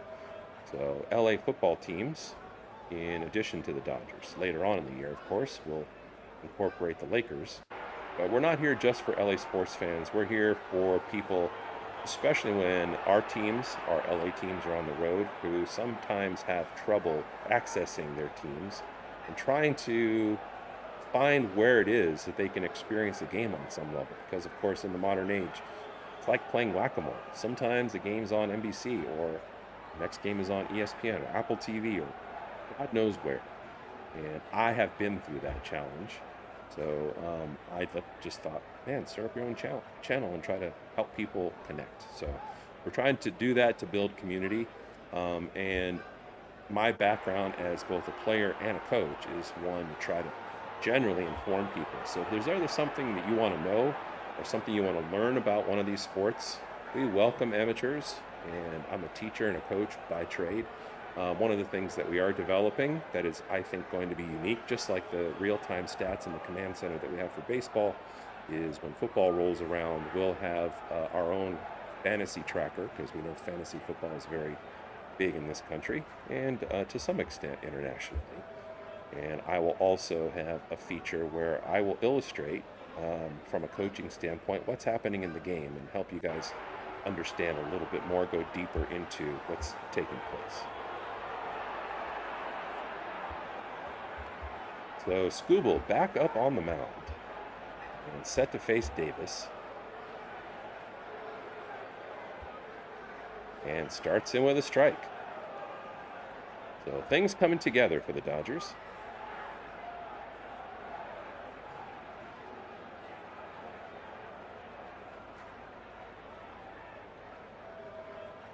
And the next pitch swung on and missed. So an 0-2 count in favor of Skubal.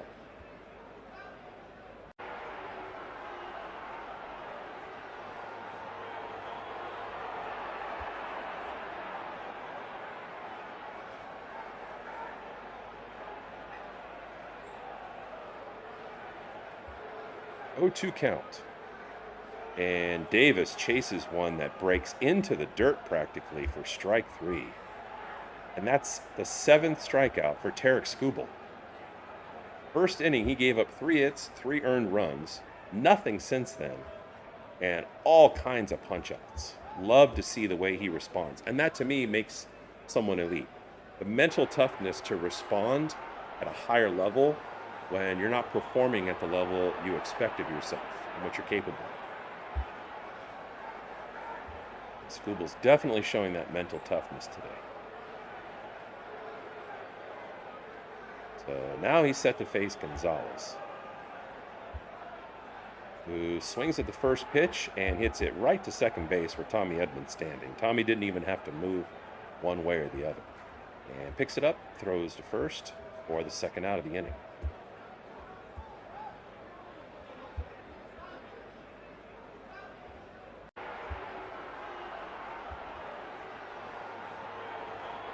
Now Skubal with 2 outs quickly set to face as Merlin Valdez, who's 1 for 2 today. He singled in the first run.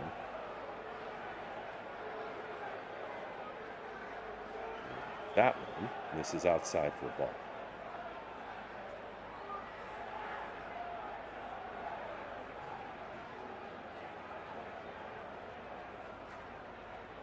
And that one clips the top edge of the strike zone. Counts 1-1.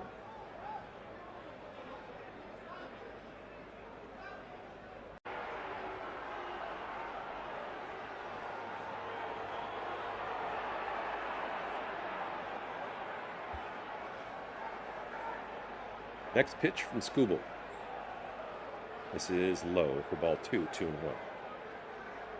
Nobody on here at the top of the fifth.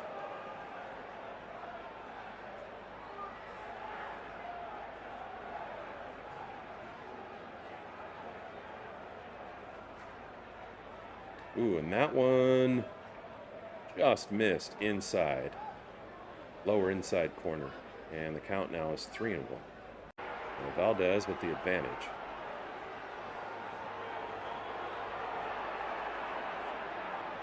And that one's well outside the strike zone. He walks Valdez. You never want to walk anybody, but when you walk somebody with 2 outs, it just makes you sigh a little bit. Welcome, Michael. Glad to have you. Let us know who you're rooting for today. If you're hoping the Dodgers win, put a 1 in the chat. And if you're rooting for the Pirates, perfectly fine, put a 2 in the chat. One misses inside to Reynolds. One of the things the Dodgers have not done well this season is keep runners close when they're on first, 2 outs or otherwise. And it doesn't even matter, really, whether it's a left-handed pitcher like Skubal who can look straight over in the guy's eyeballs, as Reynolds fouls that one, or a right-handed pitcher who's got that runner behind his back. Good, Michael. I'm glad that this is a way you can experience Pittsburgh Pirates. I don't know if you're in Pittsburgh, but that's a place I've wanted to travel for a long time. I just kind of like the vibe of Pittsburgh, the fans, both for baseball and football. That one's fouled off. So the count's 1-2. Skubal trying to put an end to any relay and rally options that the Pirates might be exploring.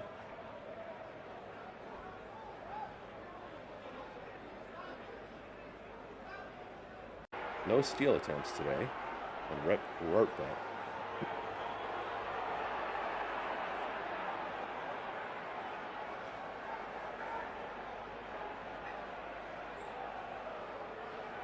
A little bit of a delay as Reynolds finally gets back in the box.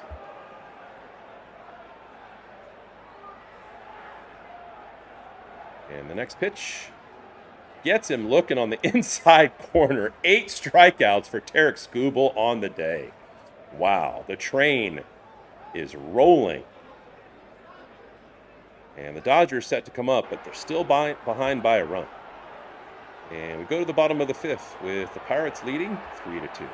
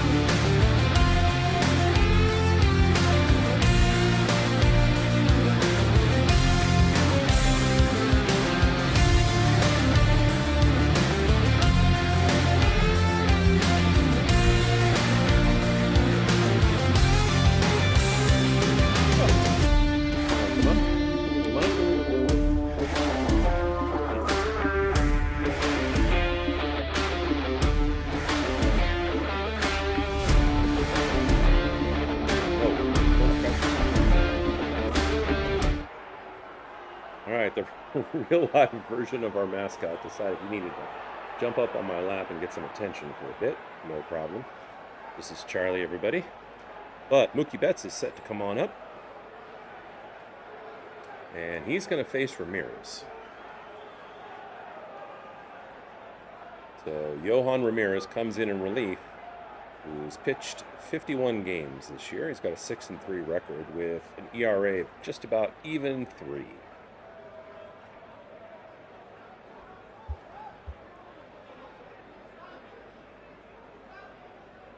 Thanks for the love in the chat.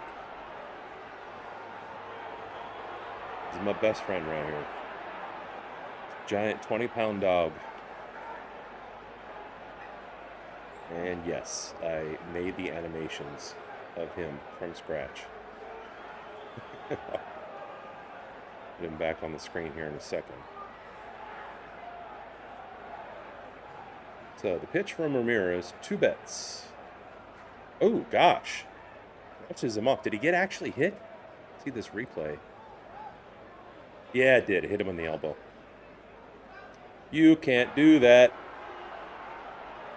So I'll put Charlie up there saying, Mookie's safe. There's Charlie. Yeah. Good to see Alaska. Mookie's good. And he's going to first.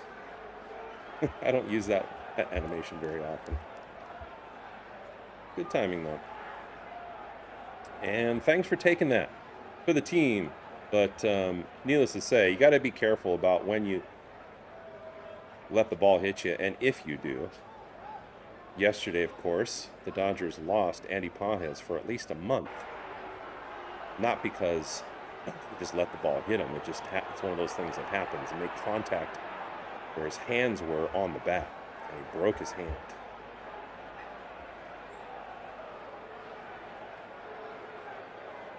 So Max Muncy comes up, who's got 1 double on the day. And he blasts this one into right field, the same spot. I love when he hits it there. And the runner's going to go all the way around from first to third, not going to score. But Max Muncy with another double and, of course, his version of the Dodger dance. Also known as the Freddy, I think. All right, Dodgers are threatening. Come on, let's go. No offense to Pirates fans. Appreciate you, Michael.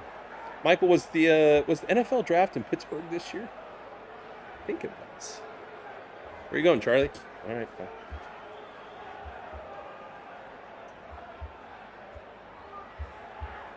All right, so Tommy Edman comes up, the hero of yesterday's game, who singled home a winning run in extra innings, the 10th inning to be precise.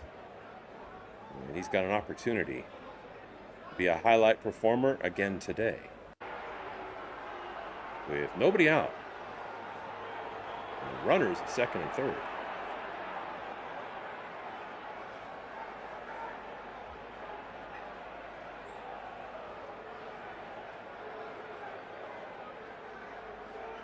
Oh, and this one is blasted to right, but it's going to curl foul. I got prematurely excited. Yeah, loudmouth. Or maybe I should just call you Lou. I happen to agree. Have to get these guys in, both of them, not just one. There's no outs, and we have 2 runners in scoring position. 1 hit by Edman, we're going to take the lead right here. And the next pitch, way outside. Ramirez had a little PTSD on that first pitch, I guess.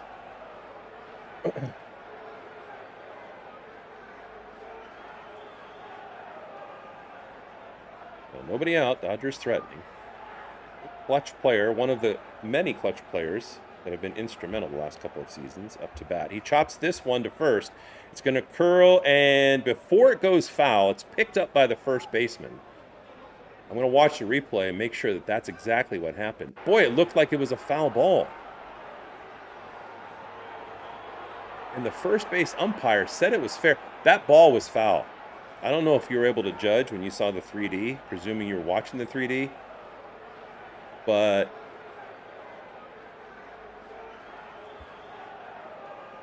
he caught the ball when it was in foul territory before it got to first base. then stepped at first, was able to keep the runners at second and third in check, so nobody scored.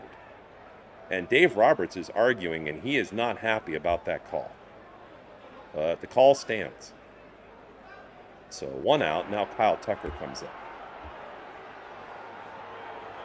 He's got to be getting close. He's 0 for 2 today. He's got to be getting close to 0 for 30 at home.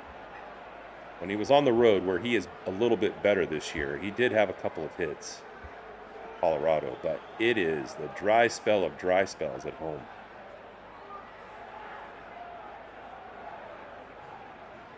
But he'd get big cheers if he broke that dry spell with a base hit. Just some kind of a hit.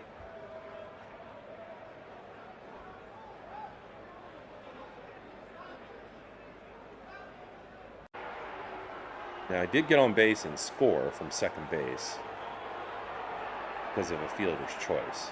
It was not a base hit to put him on base. They tried to turn 2, and Tucker legged it out and beat the play to first. That one's missing outside for a ball. Tucker batting in the 6th spot.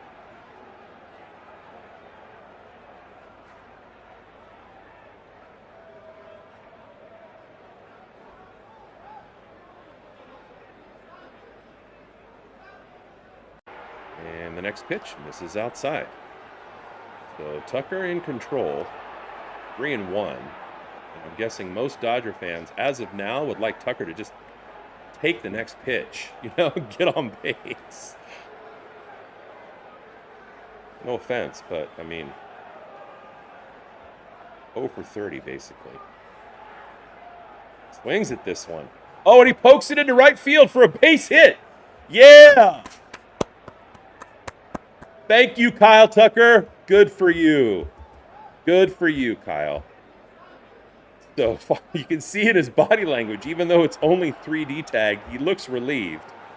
And of course, he's got to feel some relief. After that long dry spell, getting a base hit at a super opportune time, bringing home 2 more Dodger runs, and now the Dodgers taking the lead 4-3.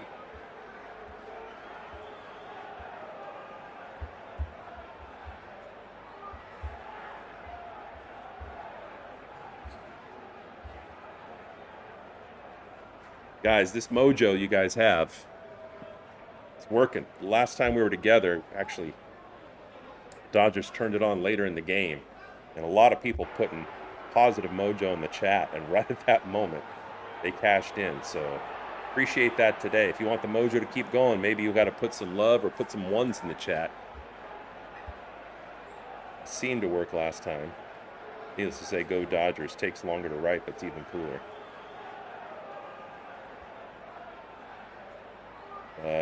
1 out, and Kyle Tucker standing on first. And Teoscar Hernandez coming up and trying to do some more damage. And Kyle Tucker's going to steal. At least he's going to try. They throw down, and it's not in time. Okay, K-Tuck. That ball, when the catcher threw it down to second, trailed to the right, and they did not really have a realistic chance to be able to throw him out. Okay, let's go, Kyle.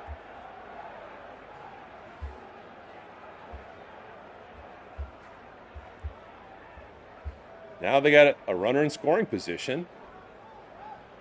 Way to go, Tuck. So Teoscar's got 11 home runs on the season. He looks at that pitch for a strike.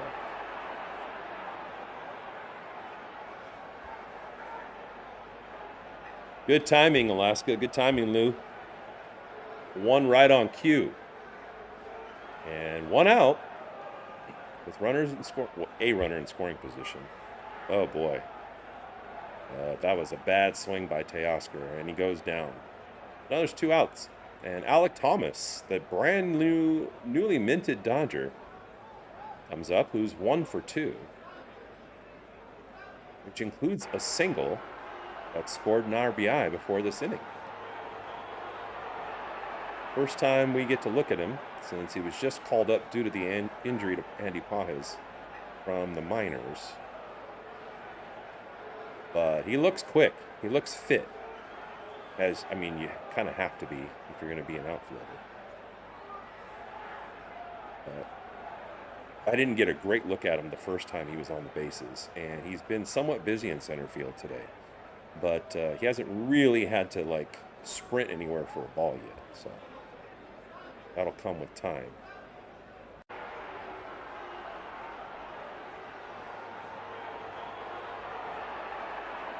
Thomas was playing well in AAA, and before that was with the Arizona Diamondbacks briefly.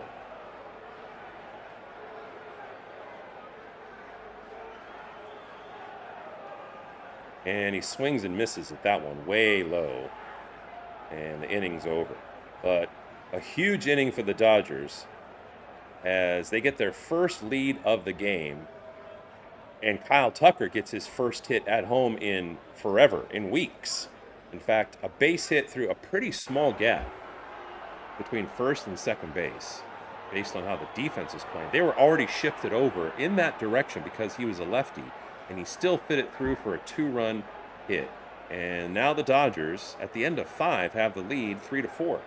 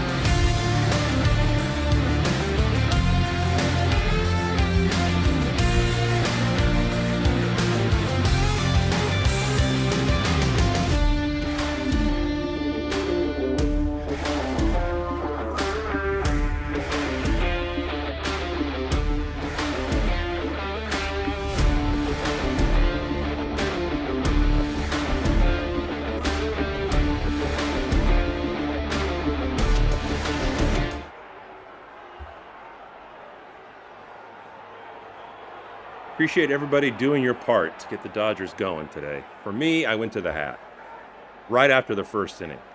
Scooble gave up 3 runs. I was like, nope, get on the rally hat to LA. It does say LA, not just some random black hat. Black's my favorite color, so.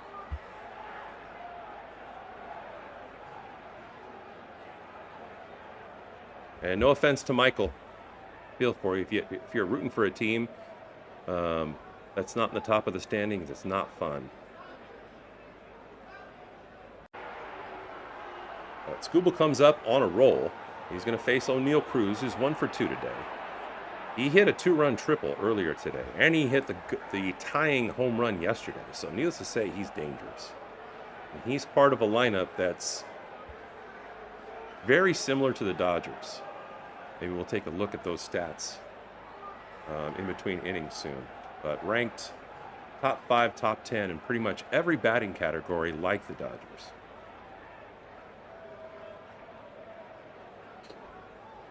Early count to Cruz is 1-2.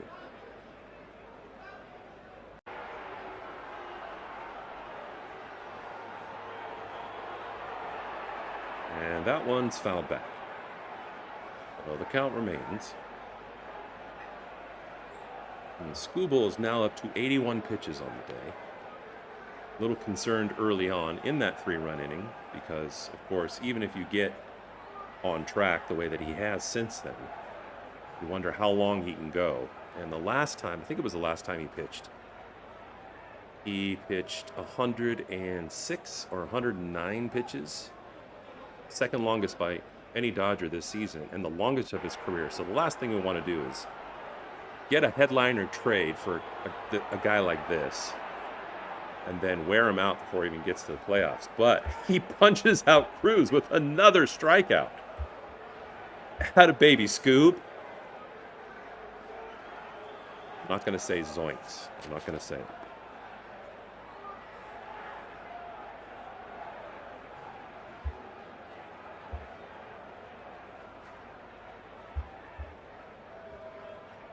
So now the 5-hitter, Flores Jr., comes up, who's 0 for 2 today. Nobody on.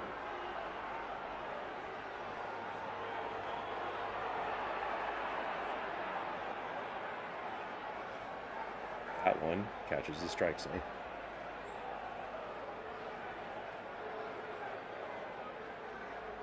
Google's thrown 26 balls today and 60 strikes. That one fouled back. Flores barely swung in time to catch up to. And the count's 1-2.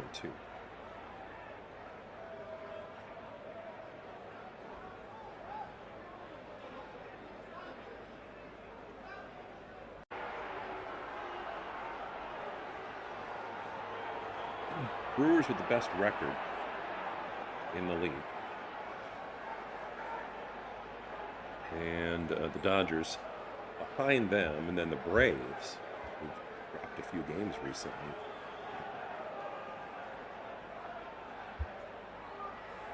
Swung on and missed, the 10th strikeout from Tarek Skubal. I'm going to put some love in the chat. I'm just going to heart it up. Man, 10 strikeouts? Are you kidding me?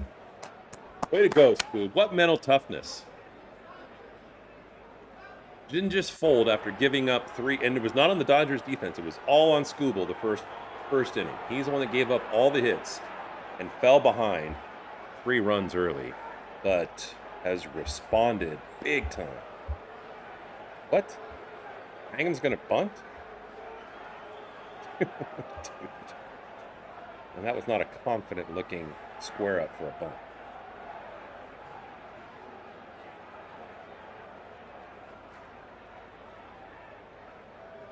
And that one is swung on and missed. 97-mile-an-hour fastball just blew it right by him. Jammed him up a little bit inside, but it was well placed. Right on the border between strike zone and outside. Another swing. He's on the verge of his 11th strikeout, guys. 11. He's like officially mowing these guys down.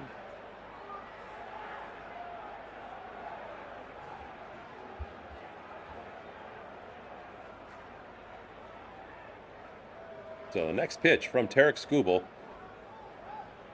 On the way from the high kick and swung on a miss for the 11th strikeout. Look at Skubal. He hopped off the mound, pounded his fist into his glove.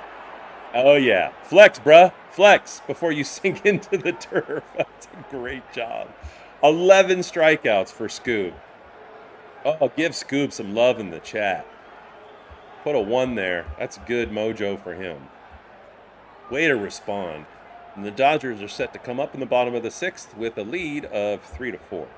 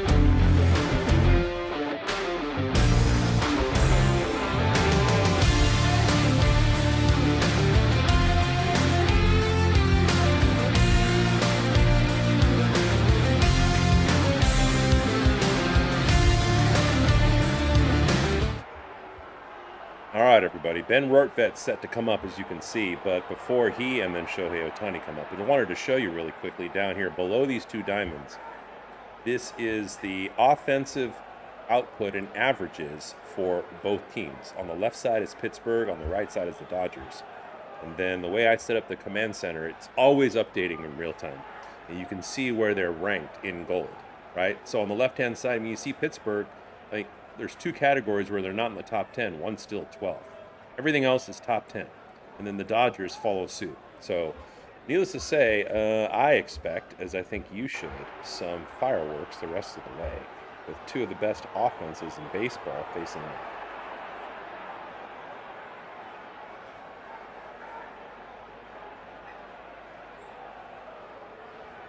Meanwhile, Rortvedt is coming up to face a new relief pitcher. Doval, I believe is how you pronounce it. You can correct me if you'd like, somehow phonetically in the chat.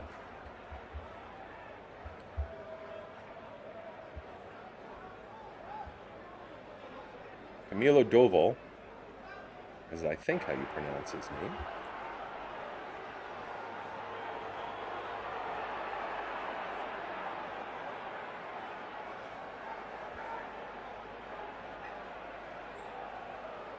And the first pitch, in there for a strike.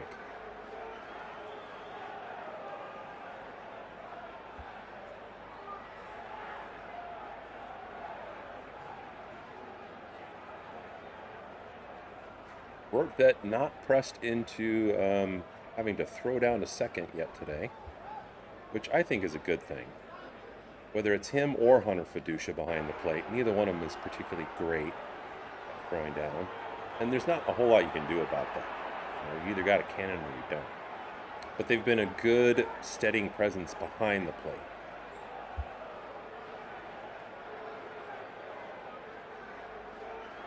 That one was a check swing, but ruled a ball, and third base umpire said he didn't go.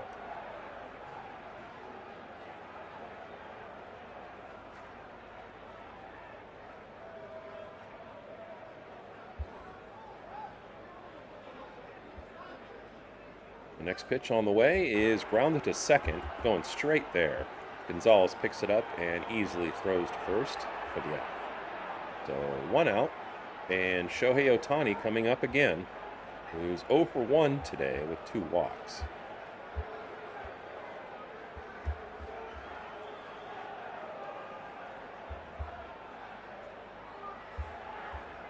And what's been kind of good to see, I think, is the fact that even though the Dodgers have struggled more with fastballs over the course of the season, especially the third quarter as it's unfolded, more than any other pitch, they seem to have gotten better at that.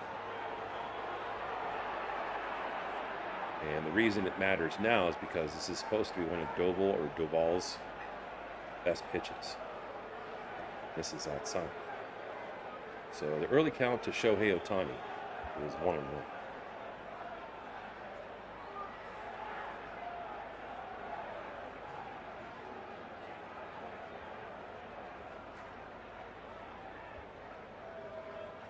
Next pitch. Swung on and missed by Ohtani. Kind of pulled his head if you could see that. Really trying to give it a ride to right field.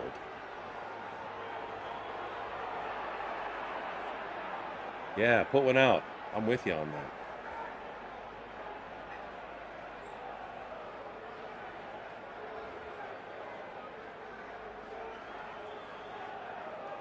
And Doval took too long, and he's going to be penalized for a pitch clock violation.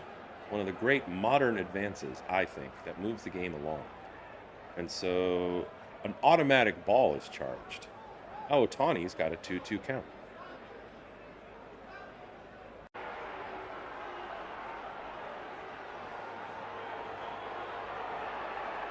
So 1 out. Shohei Ohtani has a 2-2 count on him.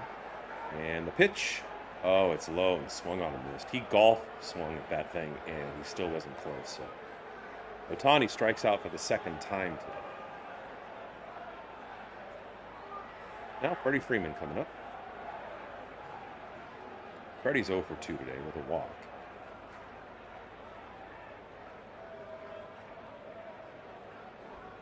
Dodgers clinging to a 1-run lead. And Freddie Freeman dropped 1 point, and now his average on the season is .299.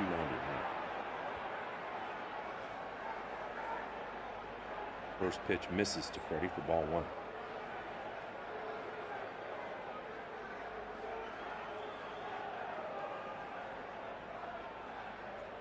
This is one of those times that Freddie, as he swings at an inside pitch, chops it foul to the right of first base.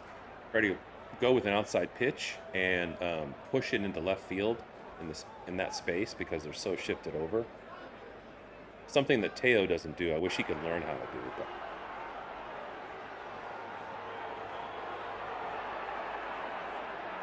and the pitch. Did he do it? Oh my gosh, he did exactly that. He had to loop it over a jumping shortstop, but nonetheless, it's still in the left center, and he gets the hit, does the Freddie. And love to see them do what they are known to be good for, because I don't take it for granted. I mean, especially when we were just sitting here and just laboring with a 7-game losing streak. Part of the dark times, however you define it, make the bright times that much more enjoyable. So Mookie Betts comes up, who's 0 for today. 0 for 2, matter of fact. It'd be nice to see a 2-out rally by the Dodgers as Mookie swings at that one and fouls it back and out of play.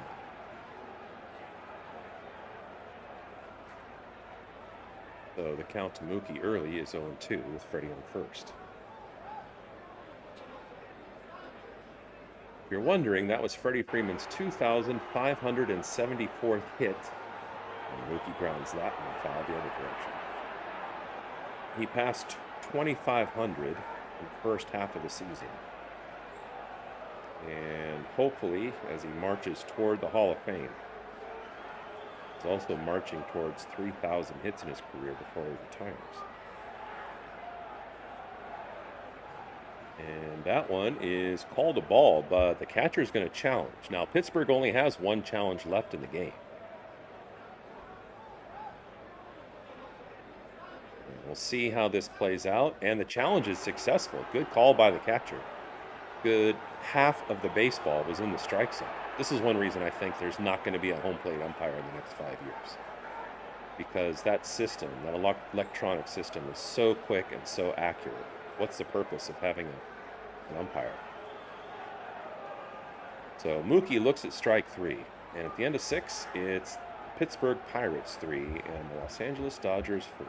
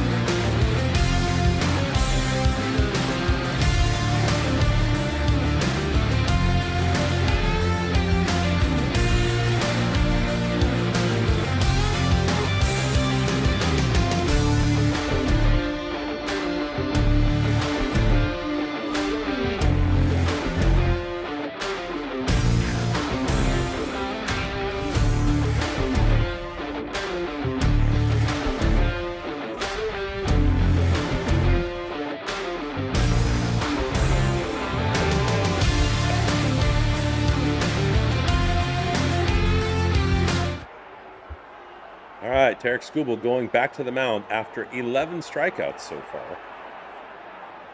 And apparently, Alaska would like the umpires to get in people's faces, at least have that option if the situation permits.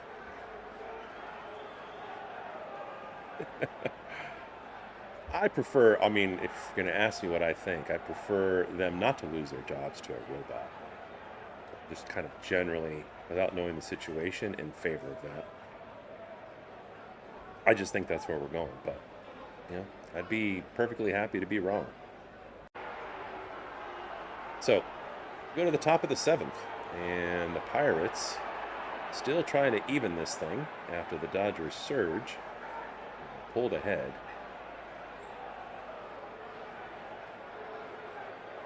Skubal's cooking now. And he's going to face York to start this inning. After that 11th strikeout last inning, Skubal just bounced off the mound and pounded his fist into his glove. It was great to see that. I love the fire. It's not over-the-top fire. It's just straight, fiery competitiveness.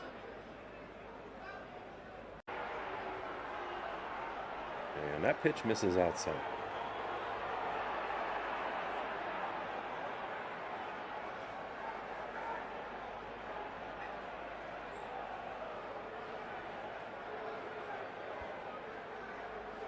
And that one swung on a missed.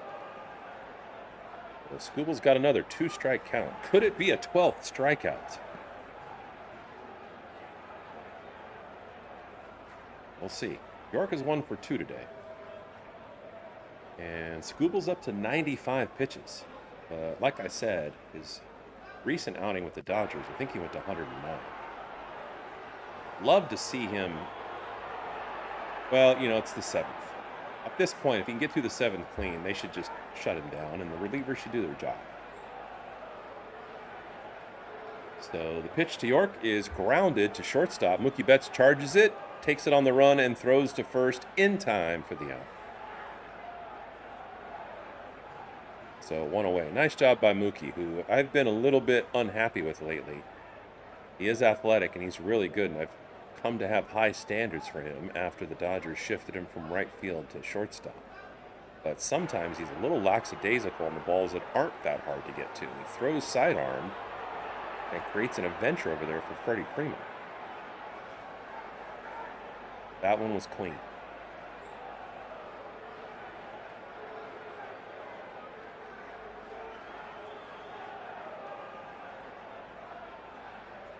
So 1 out. And the pitch to Triolo now looks like it's low. Triolo's 1 for 2. And really, right now, I'm not feeling very nervous about Scoob, but I am feeling nervous about whoever comes in after this inning, assuming he keeps it where it's at. That one's fouled back and out of play.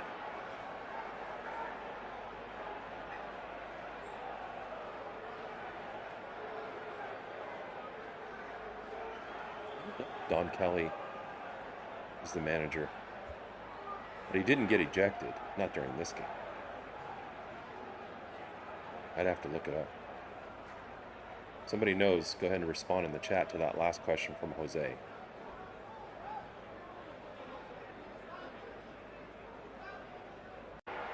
So another 1-2 count from Skubal, this time on Triolo, the 8th hitter.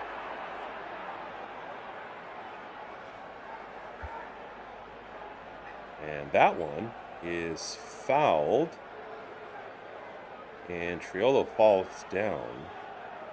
Seems like he's going to be okay.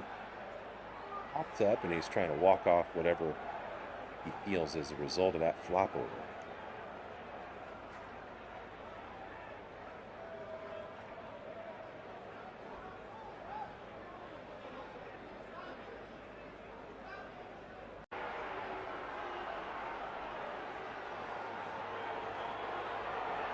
Correction, the count's 2-2. Nobody on. Skubal trying to close out an outstanding response to a struggle in the first inning, where he gave up 3 earned runs. And since then, all he's done is shut down one of the best offenses in baseball. And 11 strikeouts along the way. This one is swung on and popped shallow behind Tommy Edman, but he's able to backpedal and reach behind him and make the grab. So 2 outs.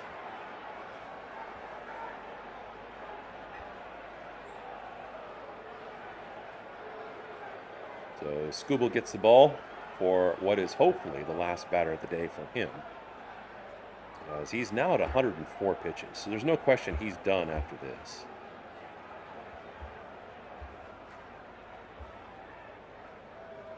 He has struck out more than 11. One time this season, when he was still with the Detroit Tigers, he struck out 12.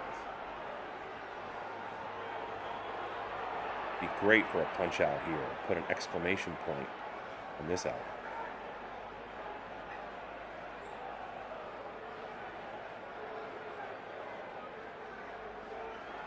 Counts 1-1 to Davis.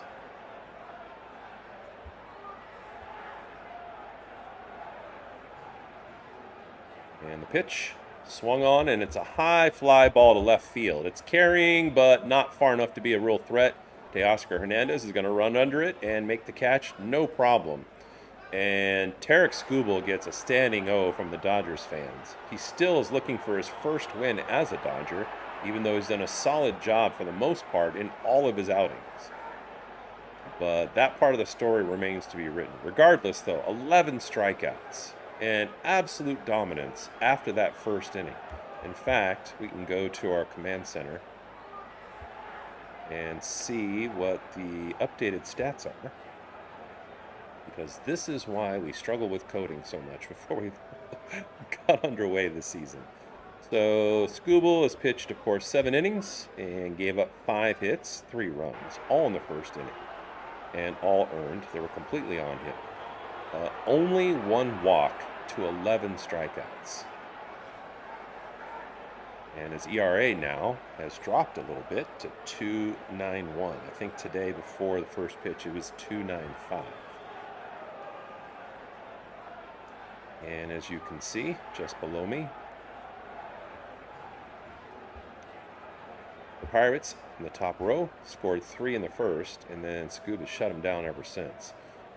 Dodgers took some time to get on track, and in the 4th inning scored 2, 5th inning scored 2 more, and that's where the score remains right now, as Pittsburgh has 3 runs on 5 hits, and the Dodgers have 4 runs on 6 hits. And we'll be back right after this very brief break.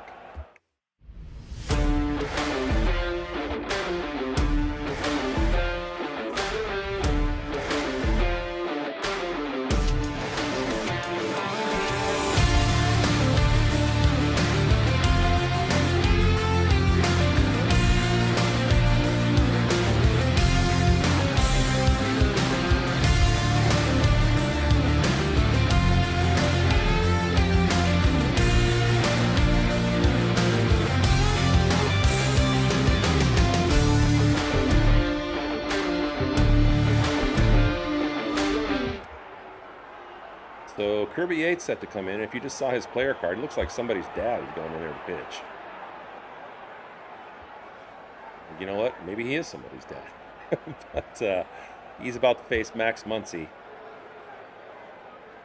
who's hit 2 doubles today, both to the right corner. Let's take a look at the defense, see how much they shift over. So this is a little surprising to me. I mean, the infield shifted over. You can see that with Muncy. Here's the shortstop just left of second base. Second baseman shifted over a little bit, but I would shift the right fielder over. Now, maybe they might be saying, you know what, if he hits it to the corner, there's nothing we can do to prevent the double. What do I know? That's a little surprising to me, especially after he's showing that knack today.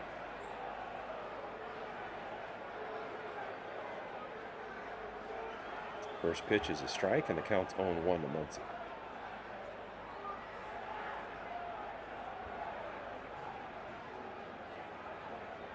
Next pitch on the way from Yates, and it's blasted to right again. Oh, it curls foul and out of play.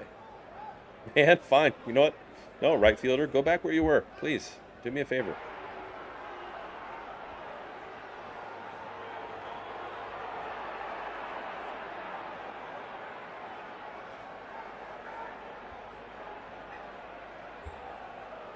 And this one is hit more or less in the same spot, but it's on the ground, and it's through for a base hit. So Max Muncy, 2 doubles and a single, and he's 3 for 3 today.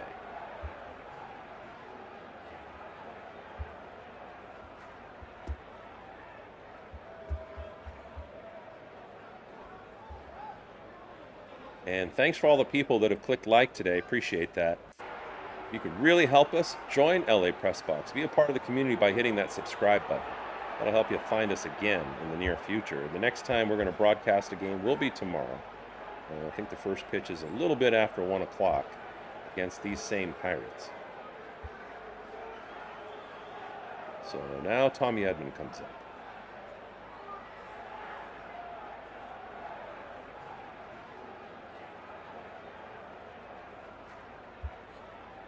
And this one is line to left, and Mangum comes up and dives to steal a hit from Tommy Edman.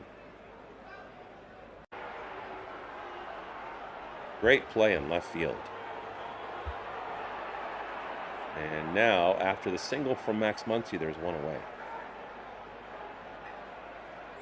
In a couple of weeks, we'll start to expand this new channel, and we'll continue to watch the Dodgers along with LA football. So the Rams, the Chargers, and UCLA. And Tucker gets on this one early, but it curls foul. Tucker finally broke through after almost, I'd have to look it up to be precise, an 0 for 30 streak at home earlier in the game when he hit a single in between first and second baseman and scored 2. Put the Dodgers up 4-3. He also ran home for his score earlier in the game from second on a base hit. Got on base as a result of a fielder's choice.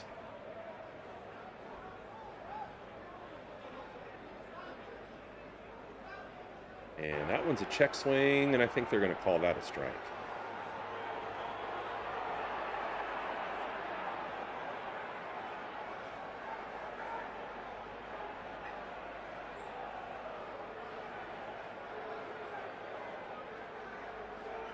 Max Muncy on first. And the pitch from Yates misses outside, and it's called a ball, but the catcher challenges right away. And Pittsburgh is down to their last challenge. And this one is confirmed a ball. So now both teams are out of their challenges, I believe.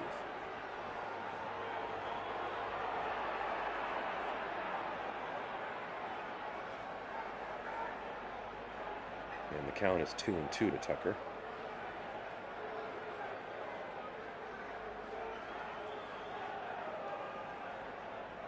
And that one is fouled to the left and out of play.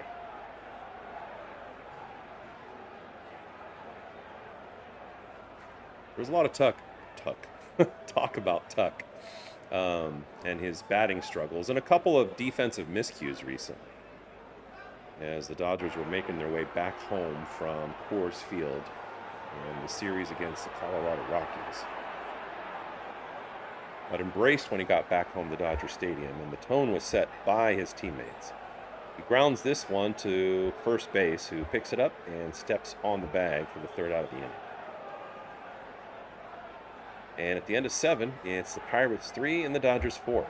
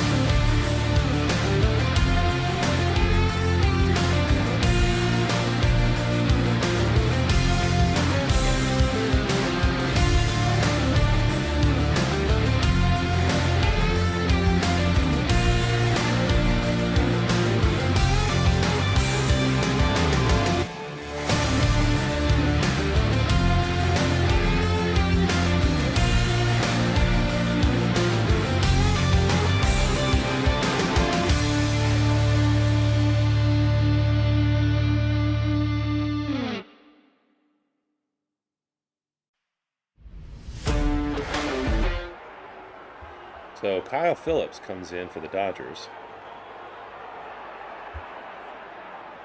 Command Center usually has it very quickly, but I think there was a little bit of a delay in reporting it officially online. So Evan Phillips is the person that gets the call.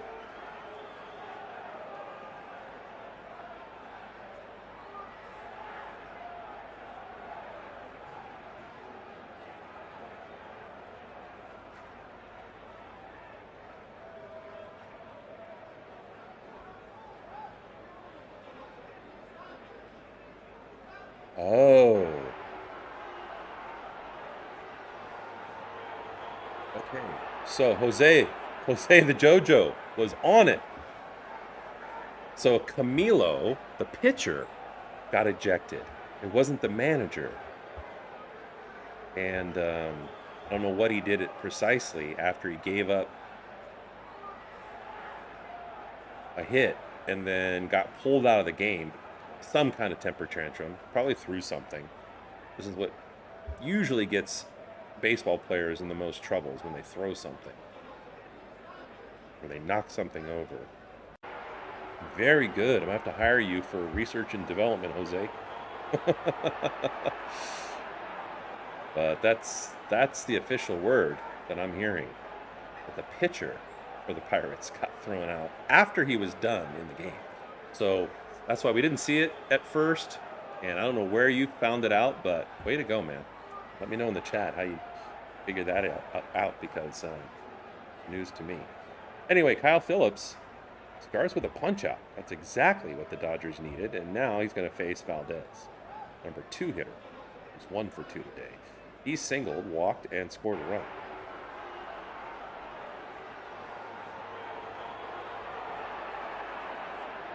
And that one is a check swing, and they're going to say it's a strike either way. So the count to Valdez is 0-2. So hopefully Phillips is getting on the strikeout train. That one's fouled back. Valdez barely caught up to that fastball.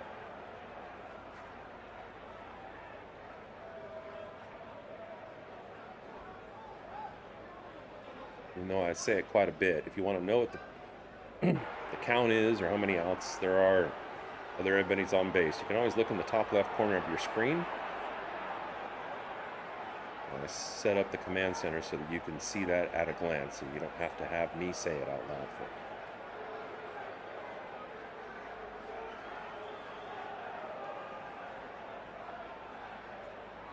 Next pitch from Phillips. Right down the pipe and fouled back, and the count remains 1-2.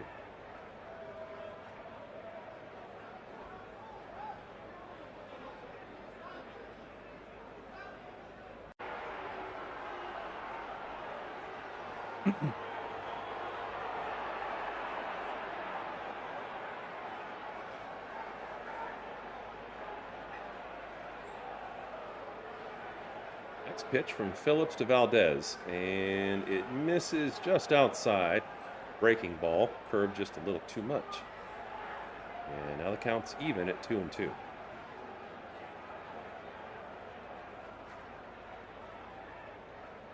And that one jams up Valdez, who's protecting the plate with 2 strikes. Hit it on the skinny part of the bat, and the count remains 2-2.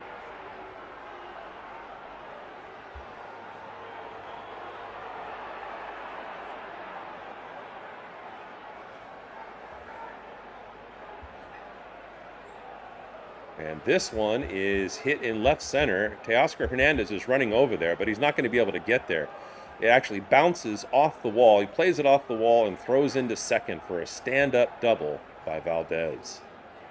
And just like that, the Pirates have the tying run on second base in the top of the 8th.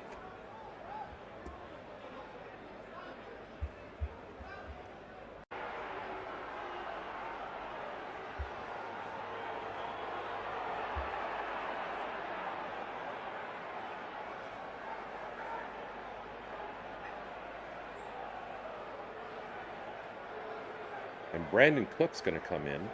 No, not the NFL wide receiver, but somebody that the Pirates are hoping will have the same kind of speed as a pinch runner at second. They're hoping that Reynolds, who's up, and lace one into the outfield. And this speedy pinch runner would, whoa, that's a big lead by him at second base. I don't know if you saw that. Wow, he has a big old jump. If there's a base hit by Reynolds, the guy's going to score standing up. It won't even be a play at home right now. Presuming he's speedy, and that's the whole reason they put him in as a pinch runner. Try to score and tie this game up. That pitch misses outside. Now the count's 2-0 to Reynolds.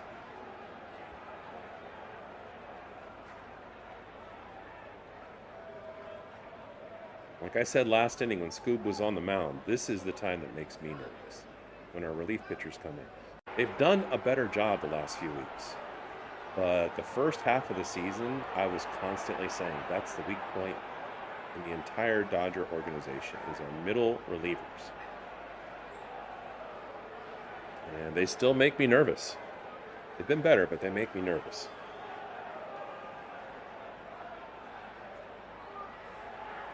This pitch, well placed. Reynolds makes contact, fouls it straight back, and the count's 2-2.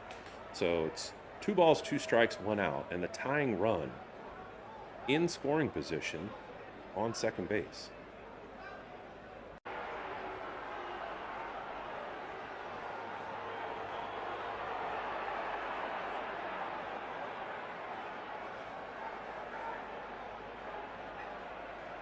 Oh, and this pitch, Ben Rortvedt drops. It's like he was trying to frame the pitch, which is just so silly. Make a ball look like a strike by moving your glove after you catch it. It's just so silly. And the ball gets past him, and now the runner advances from second to third. So a base hit will definitely score him. Now you're going to have to walk in the infield so you can see your infielders coming to the grass. And I wonder what kind of lead this guy has over here. Let's take a peek. It's modest, but I'm presuming he's speedy because he's a pinch runner. But if there's a ground ball, there's going to be drama because that guy was brought into the game specifically to score. So the pitch from Phillips to Reynolds. Swung on and missed, strike 3.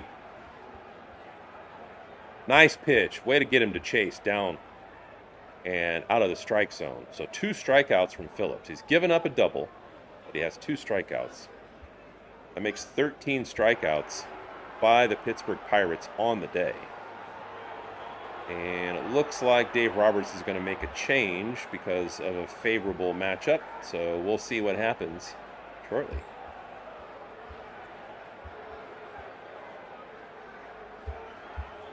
Check out this conference on the mound.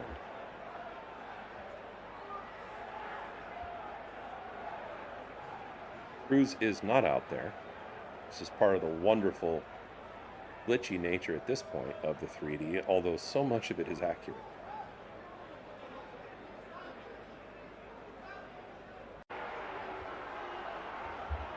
It's like a little modest popping and locking. No, not even that. I'd like to see some popping and locking. This just looks like keeping the beat in whatever this dance party is.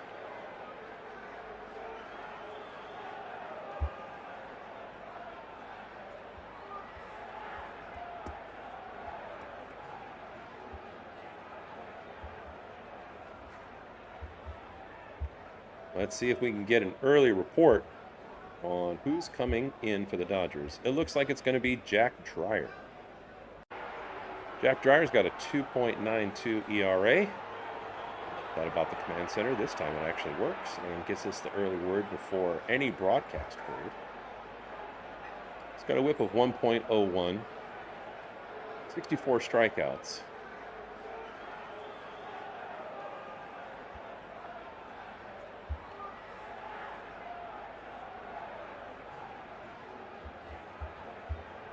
And needless to say, a key moment, probably the biggest moment in the game to this point, as Jack Dreyer's getting warmed up and we're getting set. We're going to get refreshed on the 3D.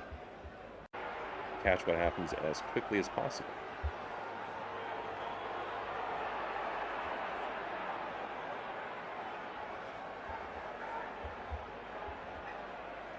So the Pirates have the tying run at third.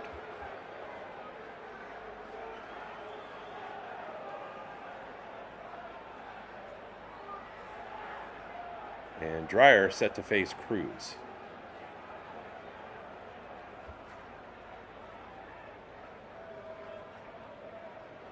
Infield shifted slightly to the right, which is the side of the plate that Cruz is on.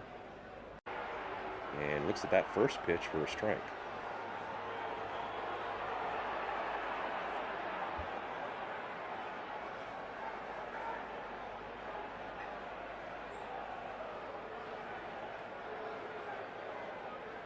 And the next pitch misses outside, ball one. Cruz is 1 for 3 today, and he's batting in the cleanup spot.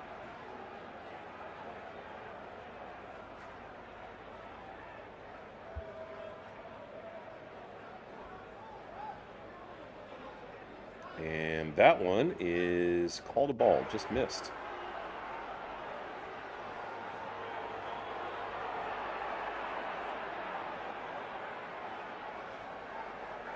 Two outs. Jack Dreyer trying to clear this thing and get the Dodgers into the ninth with a 1-run lead. Cruz with a big cut. Oh boy, but a swing and a miss nonetheless. And now the count's 2-2 with 2 outs and the tying run at third.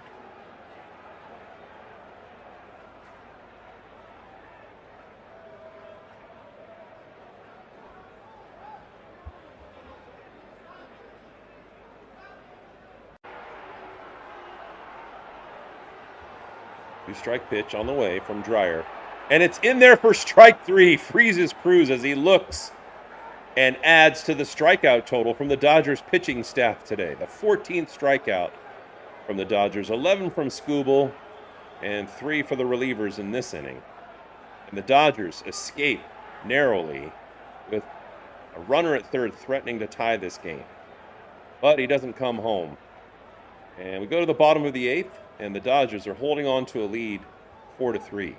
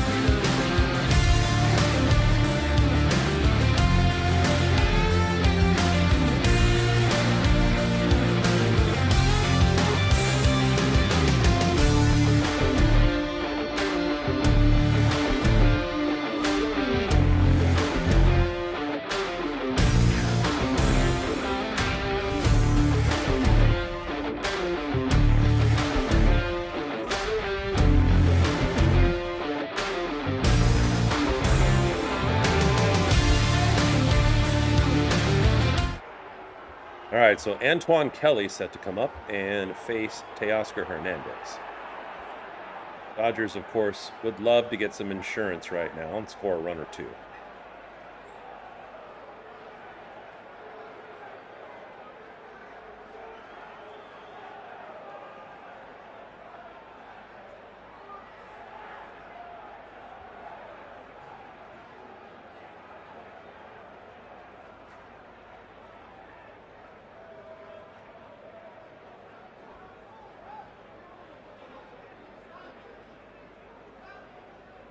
Good, close, entertaining game.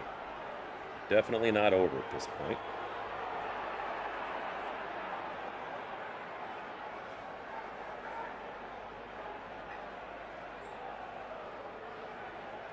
Let's go is right, Chad.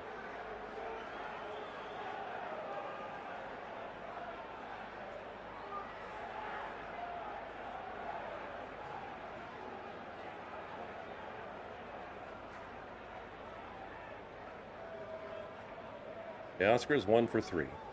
Oh boy. First pitch just blew right past him. 103 mile an hour. Woo! Teo wasn't even close, man. He just barely got that bat off his shoulder and the ball was by him in the catcher's glove. And the next one's fouled off, and that was a 102 mile an hour fastball. Boy. And this is the kind of pitch that the Dodgers struggle the most with, ironically. You'd think, especially with these veterans, as he swings and fouls that one off, that they'd be able to sit on those fastballs.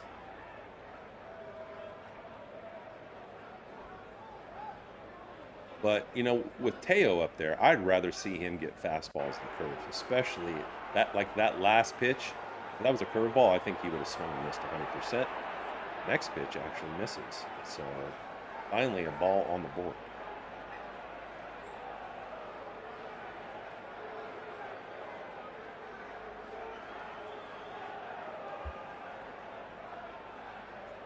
One-two pitch to Teo. Swung on and, ooh, just laced foul. Just to the left of third base. Third baseman laid out and tried to glove it just to be safe. But that would have been serious trouble, and that would have been easily a double for Teo if it was fair.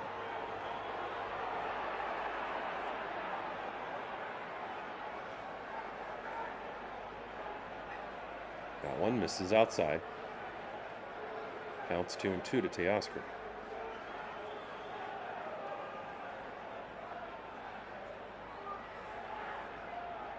Next pitch. Swung on a miss, strike 3. Wow. This pitcher's tough.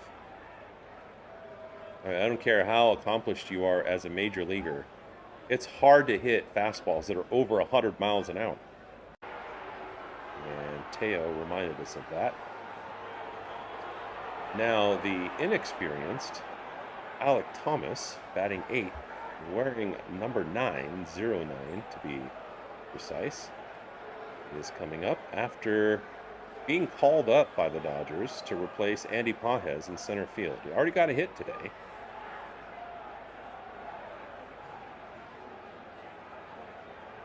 And this one is grounded to second. Oh, and it's booted by the second baseman. And it's going to dribble into outfield where it's going to be tough to get to. And Thomas goes for 2. He does the Dodger dance. Okay. No, he's definitely got some speed. And he wasn't going full speed the whole way, but when he saw that ball was kicked off of the glove by the second baseman and then kind of just dribbled into dead man zone in right field, he definitely kicked in the burners. So 2 hit, well, I guess they'll call that an error. It was not easy to get to, but I don't think that's going to officially get registered as a hit. It doesn't matter to Dodgers fans or Dodger players for that matter. We're glad to see it. And now Ben Rortvedt's going to come up. The catcher of the day is 0 for 3. Although, good news, if you haven't heard this and you weren't with us earlier, today Will Smith took batting practice against Shohei Ohtani, and they both looked good. The report was that Shohei would love to rejoin the starting pitching rotation now, but the Dodgers are going to be cautious and go slow. But it's great news that Will Smith might be rejoining the Dodgers starting lineup before the playoffs. I would have taken him for the playoffs as just icing on the cake. He was out for so long and there was no news about his neck pain and his neck strain. And Rortvedt pops this into left center, where 2 outfielders are able to run to it in time. So no trouble there. And caught for the second out of the inning. So now Shohei Ohtani comes up, who's 0 for 2 today.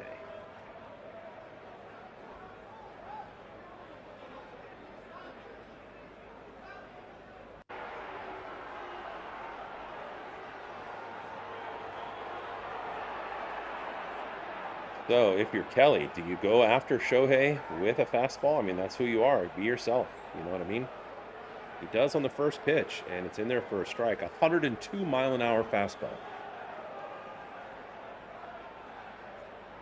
Boy, Shohei doesn't even have to swing super hard against a guy like this. The ball will just carry. And he doesn't have to pull it with all of his strength to right field either, or right center. He's hit plenty of home runs left center.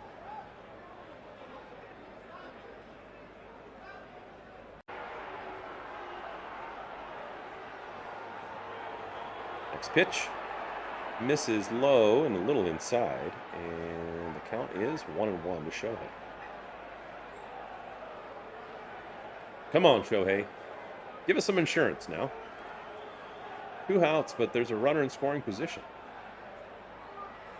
And the guy looks like he's speedy enough to be able to score on a base hit from second. And if Max Muncy can do it, no offense, he's a stocky guy, then this new guy that we just got from AAA can score.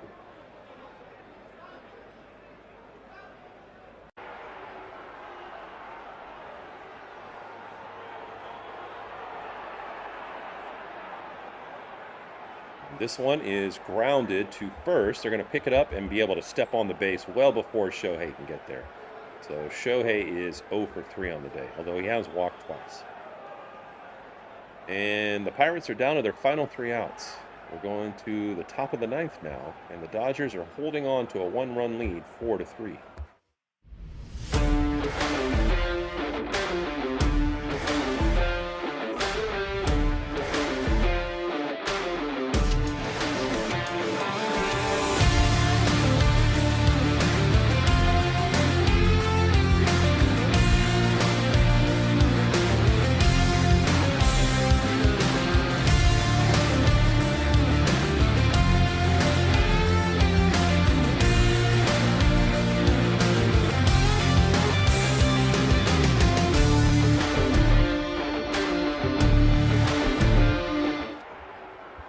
All right, let's see if we can use the command center to see before they announce on the broadcast who it's going to be coming in to try to close this game out for the Dodgers. It hasn't registered yet.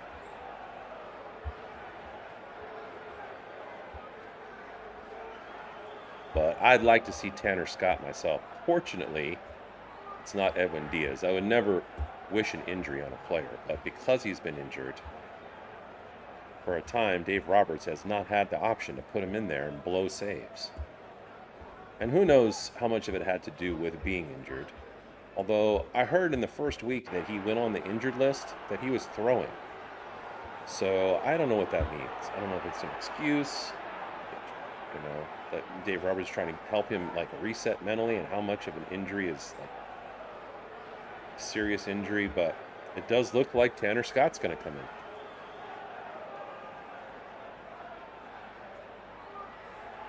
And so hopefully he closes the door on this game.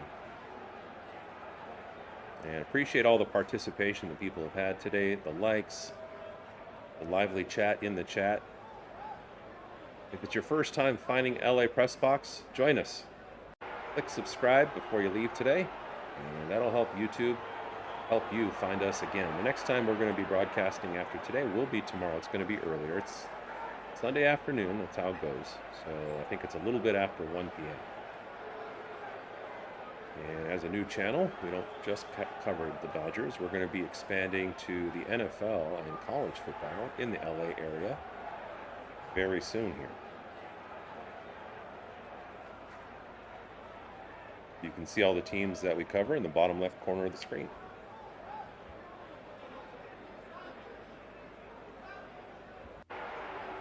And Flores Jr. comes up, swings the very first pitch. Mookie Betts had to run all the way to his right and backhands the ball, throwing it to first in time, and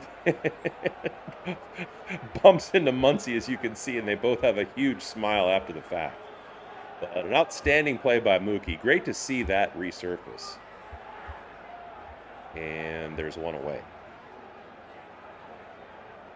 So Mangum comes up now. And he's 0 for 3 today. And that one is chopped foul to the left side.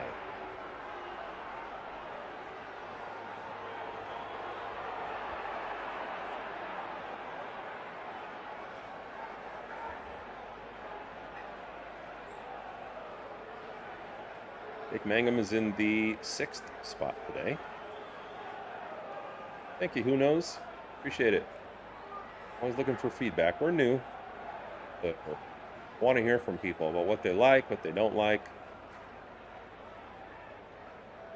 But I also like giving people a chance to connect, and I'm always welcoming. I will always be welcoming of non-LA fans.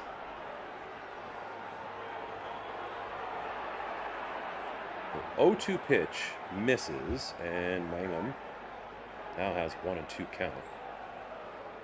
And still technically, I mean, don't forget this, with one of the top offenses in the league. I don't want to switch screens and look up how many home runs he's hit. But they're one run away from tying this thing. One swing by this guy. Whoever comes up right now represents the tying run.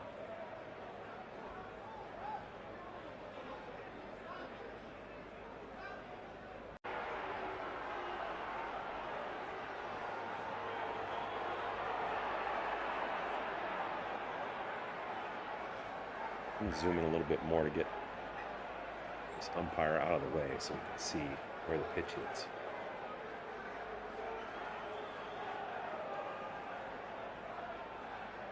One out, nobody on. Dodgers clinging to a one-run lead.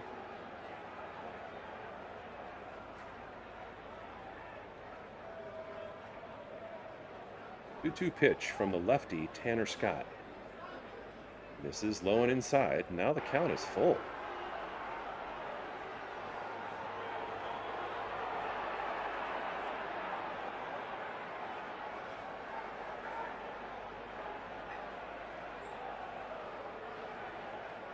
And the pitch from Tanner Scott.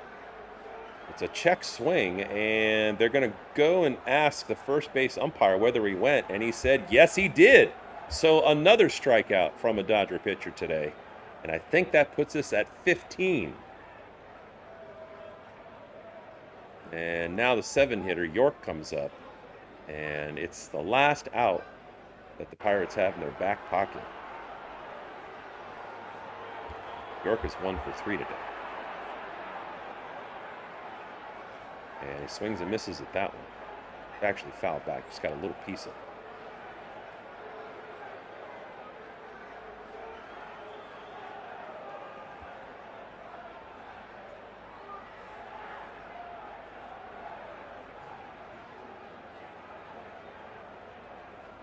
And he looks at that one for a strike.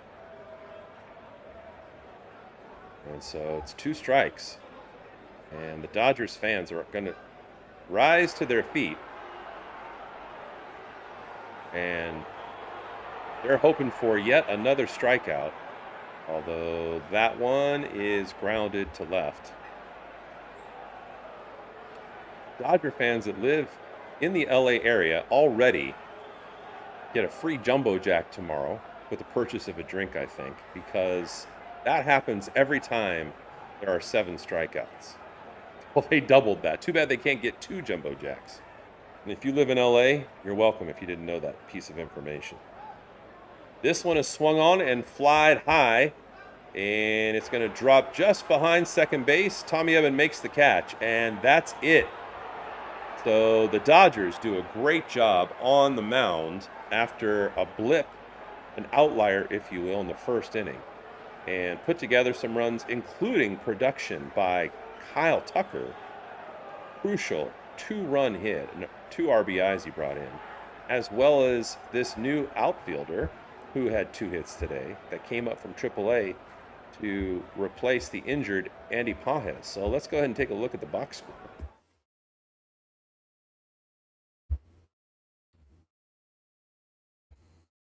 So as far as Dodger production, they had, of course, 4 runs, and it was on 6 hits. Pittsburgh had 3 runs. Sorry, the Dodgers had 7 hits. The Pittsburgh Pirates had 3 runs on 6 hits. And Shohei Ohtani did not get one of those hits. So Freddie Freeman did. Mookie Betts did not. But Max Muncy was the most productive of all the Dodgers, as you can see on the left-hand part of your screen. He was 3 for 3 today, including opening back-to-back doubles. He also walked and scored. Tommy Edman did not get a hit, but as we said, Kyle Tucker did, and big cheers for him because he was about 0 for 30, his last 30 at home. And there's been a lot of press about that, and actually stood up and faced the music in a pregame interview today, which makes you want to root for him all the more. Teoscar got a hit, and Alec Thomas, actually it was not 2 hits. One he hit kind of into an error, so I misspoke about that one. So the Dodgers still on a roll, and they have a chance to not only win tomorrow, but sweep the third of the last four teams they have faced. They swept the Royals, then they dropped 3 of 4 to the Milwaukee Brewers. Then they swept the Colorado Rockies, and they're on the verge of sweeping the Pirates. So we'll see what happens tomorrow. But the big story today, in my opinion, in addition to Kyle Tucker finally breaking his hitless streak, was Tarek Skubal. Tarek Skubal finally gets a win since joining the Dodgers around the trade deadline. And after the struggle of giving up 3 earned runs in the first inning, just absolutely dominated one of the better batting orders in baseball with 11 strikeouts for handing the ball to the relief staff, who continued doing a really solid job. So the Dodgers win again. They squeak one out by a run, but really solid performance all around, including on defense. That's been solid lately. And we'll see if they can get that sweep tomorrow. It is going to be it's going to be first pitch. I think it's around 1:15, 1:10. So we'll be back here, and we appreciate everybody that joined us today, guys. Thanks for being a part of LA Press Box. We'll see you Sunday afternoon.